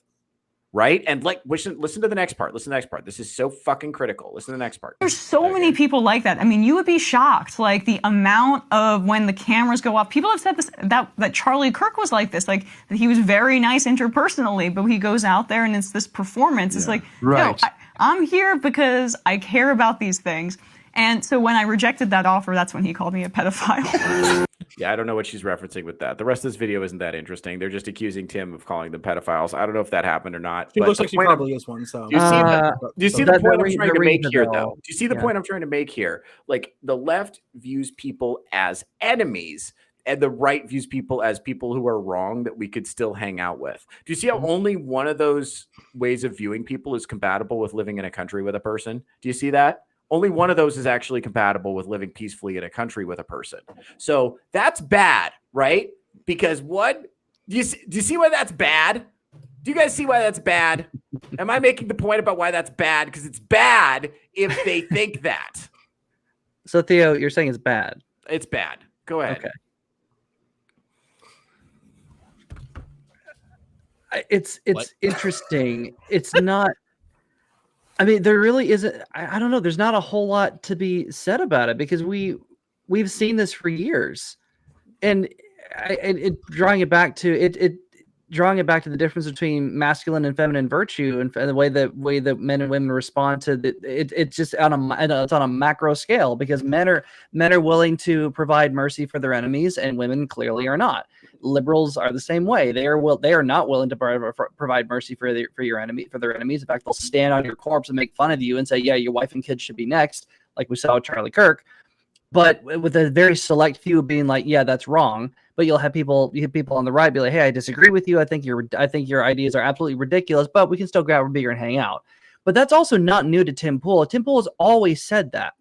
He's always been about that, and people like Emma cannot fathom it because she thinks she can go on and create, and she has every right or reason to lobby these because she's not just arguing ideas. She's saying you're a far right Nazi. That's a personal attack. That's not saying that your ideas are wrong because XYZ. Now that granted, it was the end of it, like an entire two-hour show. But I remember I was watching bits and pieces of it because I can only stand so much of it because she's arguing from a stone wall. Like she cannot be convinced of anything, but she won't let herself be convinced of anything because in her mind, Tim Pool and everyone like Tim Pool are nothing more to the right of Stalin himself and should be summarily purged from the rest of society. She cannot let herself see his position because she would have to concede some of his points are correct, and she cannot do that. She cannot internalize that. A. B, none of her other like co-conspirators, everyone else in her sphere will not let her live it down. Did you remember how badly they roasted and like ran Anna Kasparian out on a rail for actually speaking kindly and speaking well of conservatives and Charlie Kirk in particular and lots of other people, but like they actually have some decent points and we should entertain those points. We should talk about it. But everybody else around her was like, "How dare you?" The fact that she was genuinely surprised. She was like, "Charlie Kirk was like this. You know, he was nice to people, and then he would debate them vigorously, and then he would go back to being personally nice. How could someone do that? What kind of sick psychopath would just debate politics and then go back to treating someone with decency? Who could do something like that?" Well, also remember, right? look back at what they're saying. They don't actually believe this. It's all a performance. It's all a grift. Because again, they cannot visualize in their minds somebody actually meaning what they say. Because that's what they do. They do not mean what they say. They only do what the rest of their community, what the rest of their whole population demands that they do in order to get along. From consensus, do you think that's what's going on? It's just 100%. They're just farming their opinions from consensus. Because I have a hard time seeing how they would reason their way to their positions absent consensus. Well, like how would 15, 20 years ago, we were having these kinds of discussions. They were not this far. They're only this far because the culture has pushed them this far. And they have to either lead, follow, or get out of the way. Yeah. Okay. I don't know. Yeah. I guess it's frustrating because there's not I don't know. There's not an amount you can placate these people to make them be nice to you, I guess. And this is what frustrates. Do you guys know who Scott Galloway is, by the way? Do you know what I'm talking about? Is that a new person? Am I introducing a new person? Do you guys know what I'm talking about? I've heard the name. I can't really. Okay, this might be okay. We might have to do this for another show. I might have to save this for a Theocracy episode. I'm going to get to this. Instead. Okay, so I wanted to talk about this. This is changing gears a little bit. So this has been some viral dating advice from billionaire Bill Ackman has come out, and I wanted to address it on the show because it's awful. Ready? Let's go ahead. We have girls in the chat. Hooray! Shout out to the 4%. So you guys can weigh in on this. I hear from many young men. This is what I talk about. I did an episode earlier this week about how all dating advice is terrible. And I think it's because the people who are in a position to give dating advice a lot of times are wildly out of touch with the circumstances that young men are facing. And this is a great example of that. This is Bill Ackman, who is a billionaire. And he said, I hear from many young men that they find it difficult to meet young women in a public setting. In other words, the online culture has destroyed the ability to spontaneously meet strangers. As such, I thought I would share a few words that I used in my youth to meet someone that I found compelling. Before we go any further, I do want to say, be nice. This man clearly has autism. Go ahead. You'd ask, may I meet you before engaging further in a conversation? I almost never got a no. It inevitably enabled the opportunity for a further conversation. I met a lot of really interesting people this way. Now, bear in mind, he does not say he crushed a lot of pussy this way. Yeah. As a Gen Zer who would like to do relationships. I want to turn this over to the Gen Zers in the audience. How do you guys feel like this would go over with your peer group? Go ahead. My goal isn't to meet people. My goal is to find somebody who I can form an important relationship with, not some guy who I'm going to have a business meeting with. I'm not here to just meet people. The idea is to do more than just meet people. Is your goal to pass on your bloodline? Indeed. Secure the future for your white children? Is that your pass on my bloodline? And according to the video you sent me the other day, make sure they know who runs the banks. I sent you that in confidence. Disavow, FBI. Disavow. Yo, what about you, Nate? You ever hit a lady with the old "May I meet you"? My ex. Did you ask her, may I meet you? Is that really how you met her? Well, not at first. No, we okay, talked yeah. and got to know each other, and then I was like, Okay. "Hey, do you want to?" Let me ask you this: why do you think this is a terrible thing? This is a terrible thing to say to a person. Why is it a terrible thing to say to a person? I want you guys to guess. I would say because it just comes off as forced to me. It's like, look, I just started talking to you. I know nothing about you, and you want to meet me. Well, what's the purpose? Like, what's the motive here? That's interesting. Okay, I would not have expected that answer. Arza, what do you think? Why is this terrible? Well, it puts you on the defensive. It has no assertiveness whatsoever. Instead, I'm on the back foot like, can I get to know you? I think you're pretty. and I just sound like a whimpering fool, not somebody with an ounce of confidence. Yes. Now, if it was, can I put my meat in you? I think she'd actually fight on that one.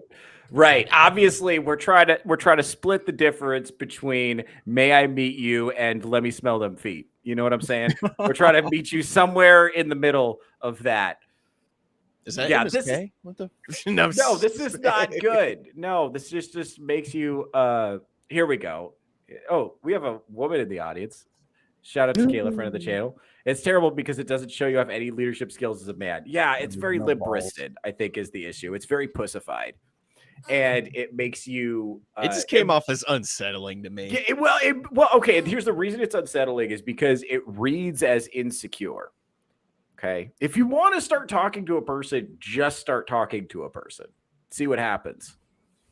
You know, and it that gives them the opportunity. There, you will run the risk that they may find your presence annoying and unpleasant. That's part of the deal. You may hear the word no periodically. You may, get rejected. But I'm a big fan of, like I said, I say this all the time, approaching people with genuine curiosity is almost never taken offensively. Yeah. Almost never. If you lead with a genuine question about someone, they will almost never take it offensively. Obviously, depending on what the question is. Like if you ask someone, especially a woman, if you ask her, how did you get so fat?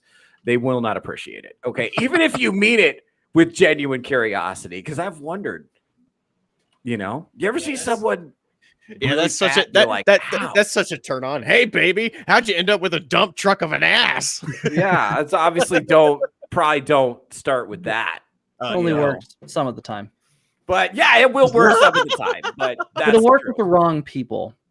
It's not going to work on the woman that you want to wife up.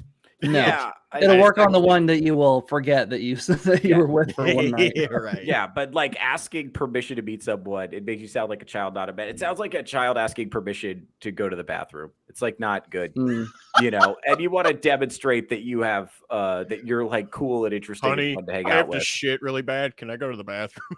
It's like you didn't need to tell me that. Yeah, it's just you don't need to be that good. close. It's like why are you asking? Go to the bathroom.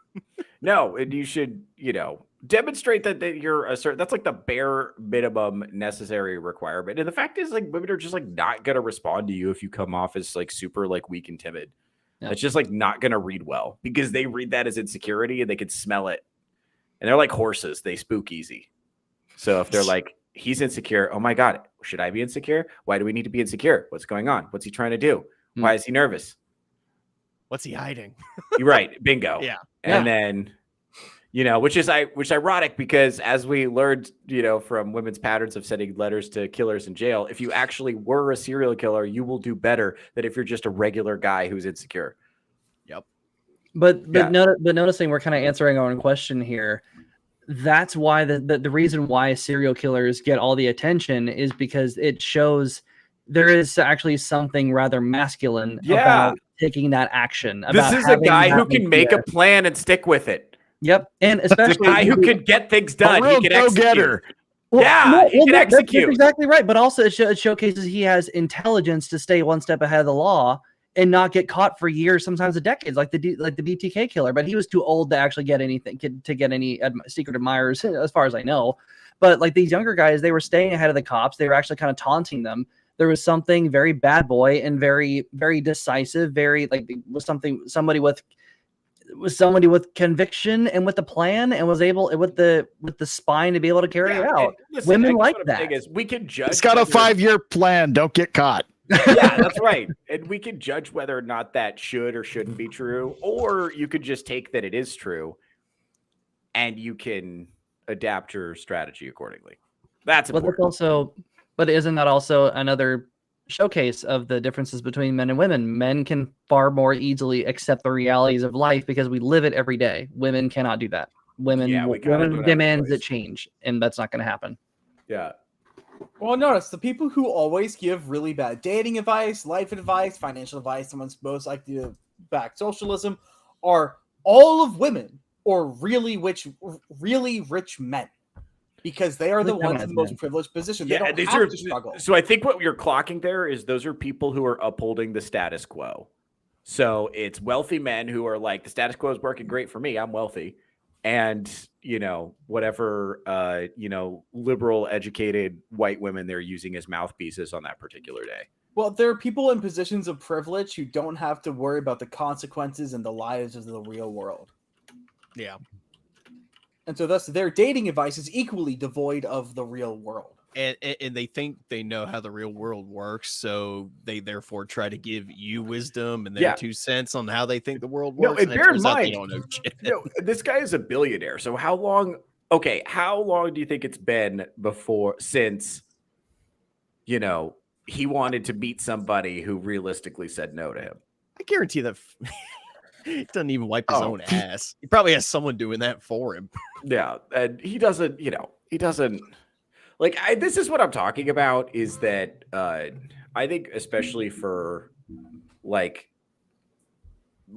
Gen X and above, certainly, like they remember dating being completely different. Yeah. And when they talk to Gen Z guys, it's like, for them, dating was like Skyrim, and for Gen Z guys, dating is like Dark Souls. Dark Souls. Yeah. And so you guys, everything you guys are like, that's a perfect description. Yeah, everything is better when it's like Skyrim. Well, if you think about it, Skyrim, the quests come to you. The adventure comes to find you more often than not. Dark Souls, you are there for fun. For Dark Souls, you're there to get killed over and over and over again. You are not you are entering hostile territory that is actually hard to get through. Skyrim, it's not hard to play that game. It is not hard to beat that game. You're walking into a world that wants you to stay alive and keep playing. Dark Souls wants to kill you, wants you to stop playing. Yeah, bring it on. Skyrim's kind of cozy and relaxing. So you basically they're talking about 2 different games, and they're like, "What do you mean? It's fun. Just spam iron daggers. You'll be fine." And the guys are like, "No, dude, it's a lot harder than you remember." And it's I gotta roll, and my gear has me overweight. Yeah, it's like you guys are playing Skyrim. I'm playing Red Dead Redemption 2. Yeah. Well, and if you remember earlier days, the early episodes of Touch Grass, this was the main problem, as Darnell was trying to give me and Nate dating advice, and it's like, you're playing Animal Crossing! Yeah, for real. Yeah. For real. Yep. Yeah. And it's like, shut up, Darnell. But that certainly doesn't mean that there are some principles that are not eternal and that not consistently work. Yeah. The principles of it still apply. You still have to be a good man and find a good woman who is equal in that sense. But that doesn't mean that the methods of finding them and attracting them are going to be the same, or that we're even finding the same women anymore. The principles remain the same, but the method is completely What different. happened to this guy? I thought he was in the hospital. As a gay man with a lot of girlfriends, the 2 most common complaints I hear from my single friends is, one, that apps have ruined dating because guys never go up to girls anymore to ask them out, which they think is cool if guys have the confidence to go Hold up to on. girls. And the number 2 thing that they complain about is that it's creepy when guys go up to them because they're just trying to have a fun night with their girlfriends. Yeah, there it is. So do with that information what you will, and good luck in the dating world. Yeah, see, you hear that? So the 2 things women complain about the most are men. You know it's bad when the approaching gay them guy anymore. feels sorry for you. Yeah. No, actually, get yourself a gay man best friend, because he'll gain your trust and he'll tell you how it is. And worse still, she'll believe the gay man over like the straight man any day. And that's weird to me. Yeah. What were you saying, Theo? Well, okay. So yeah. So this is important. So the 2 things that women complain about the most are, 1, no one approaches them. And 2, too many men approach them, and it's creepy and they just want to be left alone. So this is what I'm saying. It's actually like not important to listen to what women say will make them happy, because it's not true and it changes like moment to moment. What women say doesn't have a relationship to reality for the most part. Because remember, women are being lied to all the time, and they just complain out loud. Like all those thoughts you have where you're like, fuck, my knee really hurts right now, that you just don't say out loud because you know no one cares. Women voice their discomfort all the time. That's why, by the way, this is why they think men don't suffer, is because you're not constantly complaining. So they think because you're not complaining, like if they felt how you felt, they'd complain all the time. And the reason they complain all the time, especially hot girls who are like screaming into their phone, it's like, why would they do that? Because they're used to people caring about their problems. There's an assumption that if I have a problem, other people should care about it. Men do not share this assumption. Men do not share this assumption. Like men, we know no one gives a shit about our problems, so we just keep that shit to ourselves. So when women get on here and they just complain about men not approaching them enough, that's how they feel. That's true how they feel right now. Men approaching them too much. That is also true to how they felt when they said that thing, right? So they do not view these messages as contradictory. Okay, that's so important. They do not, and by the way, they don't care that you're confused. Do you remember my crowd work special, Iron? Shout out to my crowd work special, friend of the channel. Remember my crowd work special? I was talking to Princess in the front row, and I basically got her to openly admit she does not care that she expects men to read her mind. And she doesn't care that men find that frustrating and confusing. And she doesn't care if that makes her harder to date. Right? She doesn't care. She has zero empathy for your position. I'm sorry, Ars, I know you've been trying to jump in. Go ahead. Sorry. It's partially connected. Do you remember that video that came out like a week or two ago about the guy who went into a restaurant and ate by himself and was crying and recording himself crying? Wasn't it a trans guy? It was a trans identified woman. And it's this person who expects that men aren't complaining. And while she's raising a very important problem that men really have, she's expressing it in the feminine way of recording herself crying into because her she phone. expects other men to do the same thing. Like, bro, you're a dude now. You gotta shove that shit in the feelings jar, bro. I mentioned that on that video. Shove it down.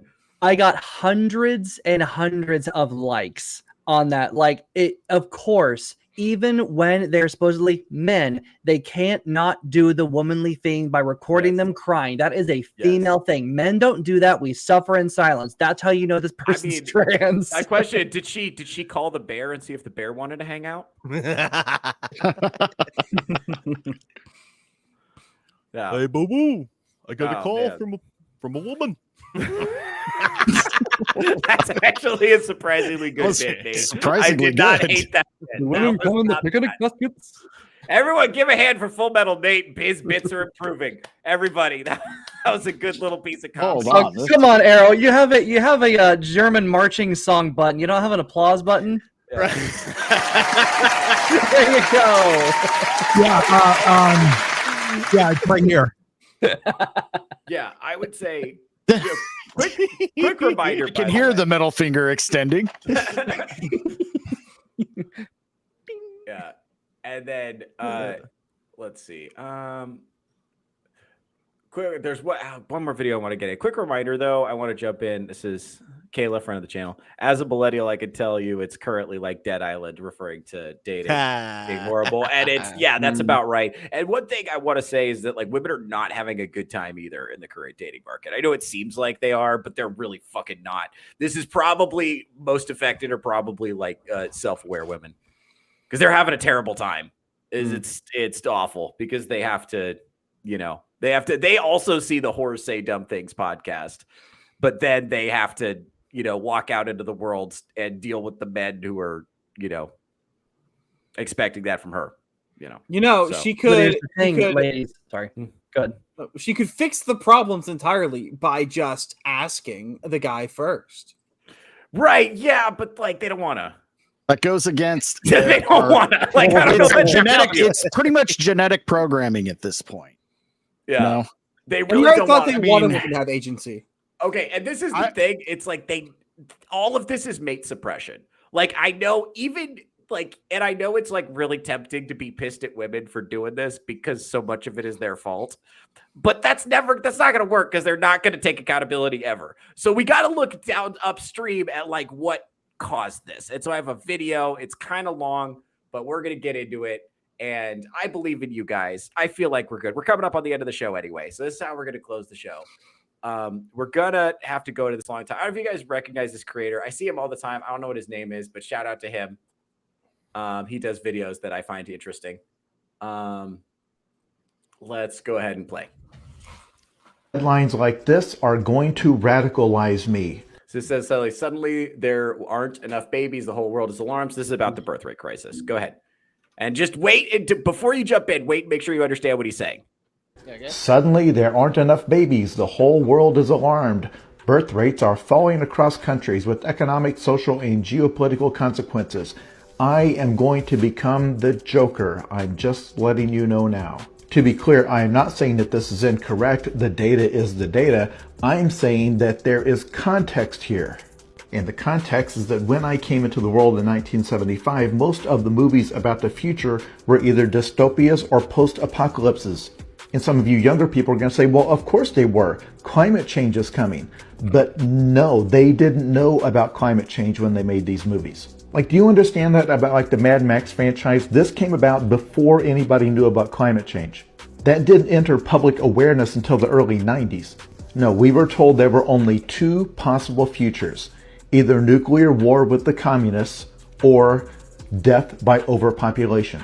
We had books with titles like The Population Bomb, with a graphic of a baby with a fuse, or Who Will Feed China? A wake-up call for a small planet, describing an entire country like it's a stray animal that showed. Okay, are you guys tracking what's going on here?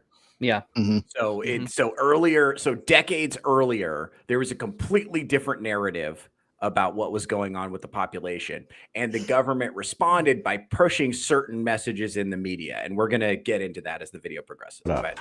In school, they showed us this world population graph, a graph that doesn't even look like a graph because it's just a horizontal line and then a vertical. Movies that were about various dystopias. They were all about too many people, not enough resources, not enough food, not enough jobs, and eventually things just falling apart due to that. And so everything in our culture started pulling in the same direction. This is the part I wanted to get to. As teens, they hammered us with lessons on the importance of birth control and warning us about teen pregnancy and what a disaster it is to have kids too early. How it totally derails a woman's career ambitions. How no man that young is capable of raising a child. Families with tons of kids were mocked and derided as either being religious fundamentalists or white trash. Most of our sitcoms became about people in their 30s living the lives of people in their 20s, where they're single and dating. Maybe at some point a baby will come along, but it's widely understood that that ruins a show because when there's a baby, there's no fun, there's no freedom. There was nonstop talk and jokes about how selfish you would have to be to bring a baby into this world. All of it a desperate society-wide attempt to slam on the brakes before we went off the cliff, to defuse the population bomb. And if we zoom wait, because that drop was for nothing. Because the bomb they said was going to go off was just the latest in an endless string of bombs, that if I went back 500 years, the headlines would have been about some other bomb. Now, I'm going to make a prediction, and some of you are not going to like this, but I would bet everything I own on it, that 50 years from now, the big crisis that's in the headlines every day will not be climate change. I think it will be something else, something that's lower in the headlines today. Maybe. Yeah, okay. So that's kind of what I'm talking about. Alarmist bullshit. Do you hear that Bill Gates came out and said that climate change was never going to kill humanity? Yes! Yep. Yes! That's crazy. That's crazy. Yep. How many millennials decided not to have children because of the narrative we were taught about climate change? Too goddamn many. Well, lest we also forget, I actually saw a clip that chilled me to the bone. I didn't realize how far back it went. Captain Planet, a children's show, was advocating for fewer kids per family, no more than 2 or 3. Are you fucking kidding? And I didn't know that. I thought it was just like, I thought it was just generic take care of the planet, tree hugging hippie bullshit. I didn't know it was that bad. And that, all of that it. disgusted me. You know what? And it was Friends and How I Met Your Mother shipping this idea that you could just be a cool hot guy in your 30s banging college chicks forever. Yeah. That was part of only it. only one person was on How I Met Your Mother, and he was a bad guy. Well, the goal of everyone in How I Met Your Mother was to have kids. You don't understand how that was received at the time. That was an aspirational figure. Well, Friends and Sex and the City. Sex and the City was the exact same thing. It was worse than Friends because Friends was a funny, silly, stupid sitcom. Friends, Sex and the City, completely different. It was like, this is how women should be. This is how women should never settle down with anybody to settle down with a relationship. No one ever had a good relationship in that show. What they glorified and glamorized was the sisterhood. Yeah. Well, I will also say the cultural zeitgeist right now is pivoted against marriage. Like a lot of people, first of all, a lot of us saw our parents getting divorced. A lot of people saw that. The other thing that happens too, if you talk to married people now, and I ask married people all the time if I should get married, and they all usually say no. So people have been married for a long time are usually like, no, just live with someone. It's too much fucking work. Like people who are married tell me not to get married. And I think a lot of young people are getting that same advice. You know, just like don't fucking do it. And if they're not getting it from real people, they're certainly getting it from the media. They're certainly getting it from social media. Nate, did you want to jump in? Were you saying something? No, I was just agreeing. And why would you get married? You get married, she can just decide she doesn't want to be with you anymore, and now all of a sudden you've lost your kids and half of your income. That's true. There's a lot of that is a possibility. Yeah. That's so the reason I don't understand why people get married if they're not religious. That's what I'll say. I think, well, because if it's just a legal agreement, then what the fuck is the point? If you're swearing an oath before God and it has some kind of like religious meaning to you, and you're like you're making a promise in front of God and your family and your community, then I think that means something. But like a lot of people are just like getting married at the courthouse because of vibes, and it's like I don't know why you would do that.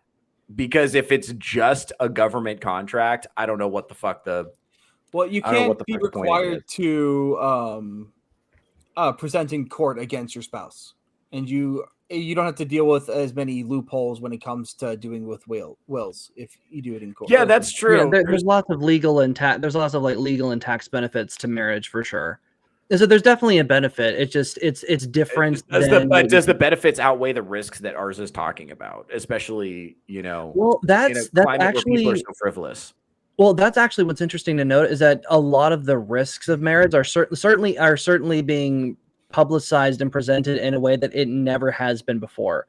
And I think people are finally, because the thing is that's always been the case, but nobody's talked about it. Nobody's talked about the female advantage in family court. No one's talked about the fact that women can just leave and then take half your shit or set your. And Pearl has pointed this out like crazy. She's been kind of a black pill in my ear for a bit because she's pointed out the fact that all a woman has to do is just deny a man sex for like 3 years, and then eventually he'll just get to a point where he'll cheat. She'll divorce him for infidelity.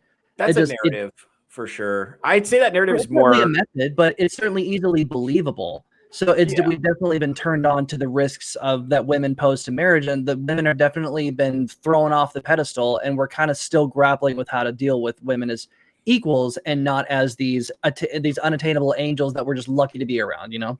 Especially in Christian communities, religious communities. Big one. Oh, yeah. I don't know. Yeah, that's certainly a narrative that goes around. Like I said, I think I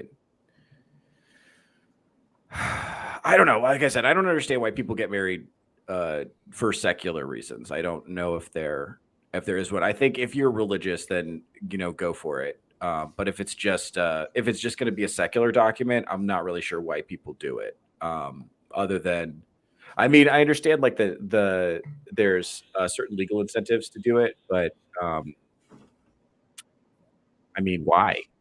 I don't know. It just, to me, it only matters if it's not religious. Like, why fucking bother?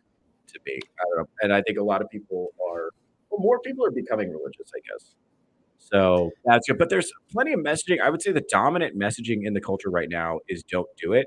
And this is in contrast to when it used to be just the default thing that it was assumed that everybody would do it. I'm not sure it is anymore. I'm not sure it is assumed that it's the default thing that everyone's Well, it's like do. my twin sister and her boyfriend have a nearly 2-year-old child. He's like 19 months old, and she's having another kid along the way. He's already been married once. She doesn't plan on getting married to him. They just plan to just live with each other as opposed to getting married, despite having 2 kids together. I mean, my parents never officially got married, but they've lived together their entire lives like they've been married. So, all right. Does anybody else want to talk about this or not, or can we just? I think it's about time to call it. We're right at the 2-hour mark. Let's do it. All right, we crushed it, gang. This has been a lot of fun. Let's do our outros, and we'll get out of here. Thank you to the chat, best chat on the internet. Happy to have you guys. This has been Touch Grass with Theo Snodgrass. Arza, where? I forgot you were Arzawitz. That's where you can find him. Where can we? Yeah, where can we find you? Well, you can find me on YouTube, Instagram, Rumble, TikTok, and of course X, where I will get back to uploading at some point in time. But until then, I have a big boy job now, and I hear work will set you free. So that's all I'm going to be doing with my time, just getting that paycheck until I'm ready to come back to YouTube.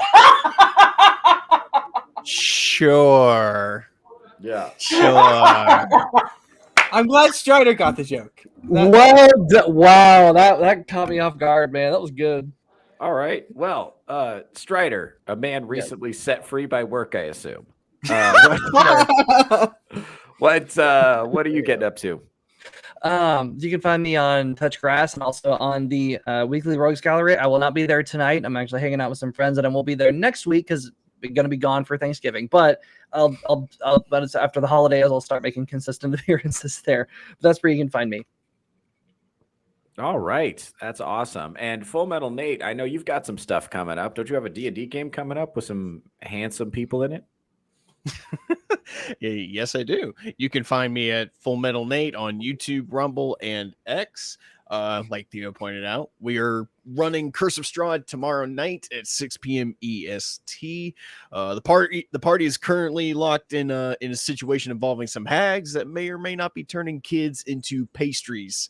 Definitely not reminiscent of Hansel and Gretel in any way, shape, or form.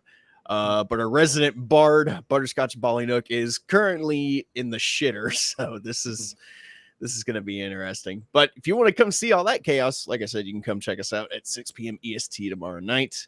When I'm not doing that, you can find me on the Weekly Rogues Gallery with Iron Oxide tonight. You can find me here on Touch Grass with Theo Snodgrass. And on occasion, you can find me over on the Insert Title Here show with Drunken Emerald Arrow. That is it. All right. And Iron Oxide, you've got a lot of exciting stuff coming up because you're going to be, I think are we rolling out Ironcast soon? I knew you just had an episode last week. Yeah, we just had an episode last week on what was it on Thursday? Was it on Wednesday or Thursday? I think it was not mistaken. Yeah, it was a day it shouldn't have been. It was on Wednesday, but going forward next week, we're going to be on a regular schedule, co-hosted by Theo on Tuesdays and Thursdays, possibly Fridays. We're going to that'll be kind of a offshoot day. If there's a lot of news going on, we'll do it that day if everybody's filling up to it. So looking forward to getting that. I'm actually working on the intro right now. So getting that all going. Then tonight we got the Weekly Rogues Gallery over on my channel at 4:35 p.m. PST. Going to be joined by Laps Comic Spin. And let's see. Other than that, I'm on a bunch of other people's shows like Sammy Three Peats over here on Touch Grass with Theo Snodgrass, Drunken Emerald Arrow, and anywhere else when I have the time to join in. I hop on those shows as well. Oh, and tomorrow night, that's Curse of Strahd week. So looking forward to it. Excellent. Fantastic. And Drunken Emerald Arrow, Mr. Producer, 99 overall producer. Couldn't run the show without you. What are you getting into, bro? World domination, personal conquest, and nice. Boredom most of the time. No, I got coming up this evening over on Iron's channel for Weekly Rogues Gallery. Then at 7 p.m. PST on my channel is Insert Title Here. And then Nerds Covering the News Tuesday at 6 p.m. over on my channel. And then eventually we will have more episodes of Cavecast over on Sammy 3P's channel at 8:30 a.m. PST. Fantastic. All right, folks. Thank you very much to the panel. My name, of course, is Theo Snodgrass. I'm a comedian and podcaster out of Las Vegas, Nevada. This is my show, Touch Grass with Theo Snodgrass, 11 a.m. Pacific time every Saturday. I'm also on Theocracy with Theo Snodgrass. That's my solo show, 11 a.m. Pacific time, Monday, Wednesday, and Friday. If you want to keep track of all the places I'm performing live comedy, if you want to see all my dates and stuff like that, all the stuff I've got coming up, go ahead and follow me on Instagram, follow me on X, and follow me on YouTube. Subscribe to me on YouTube. That is the most important place you can find me. Keep track with all the shows. We love seeing you. Now, please enjoy the intro to my other show as the outro to this show. Thank you very much.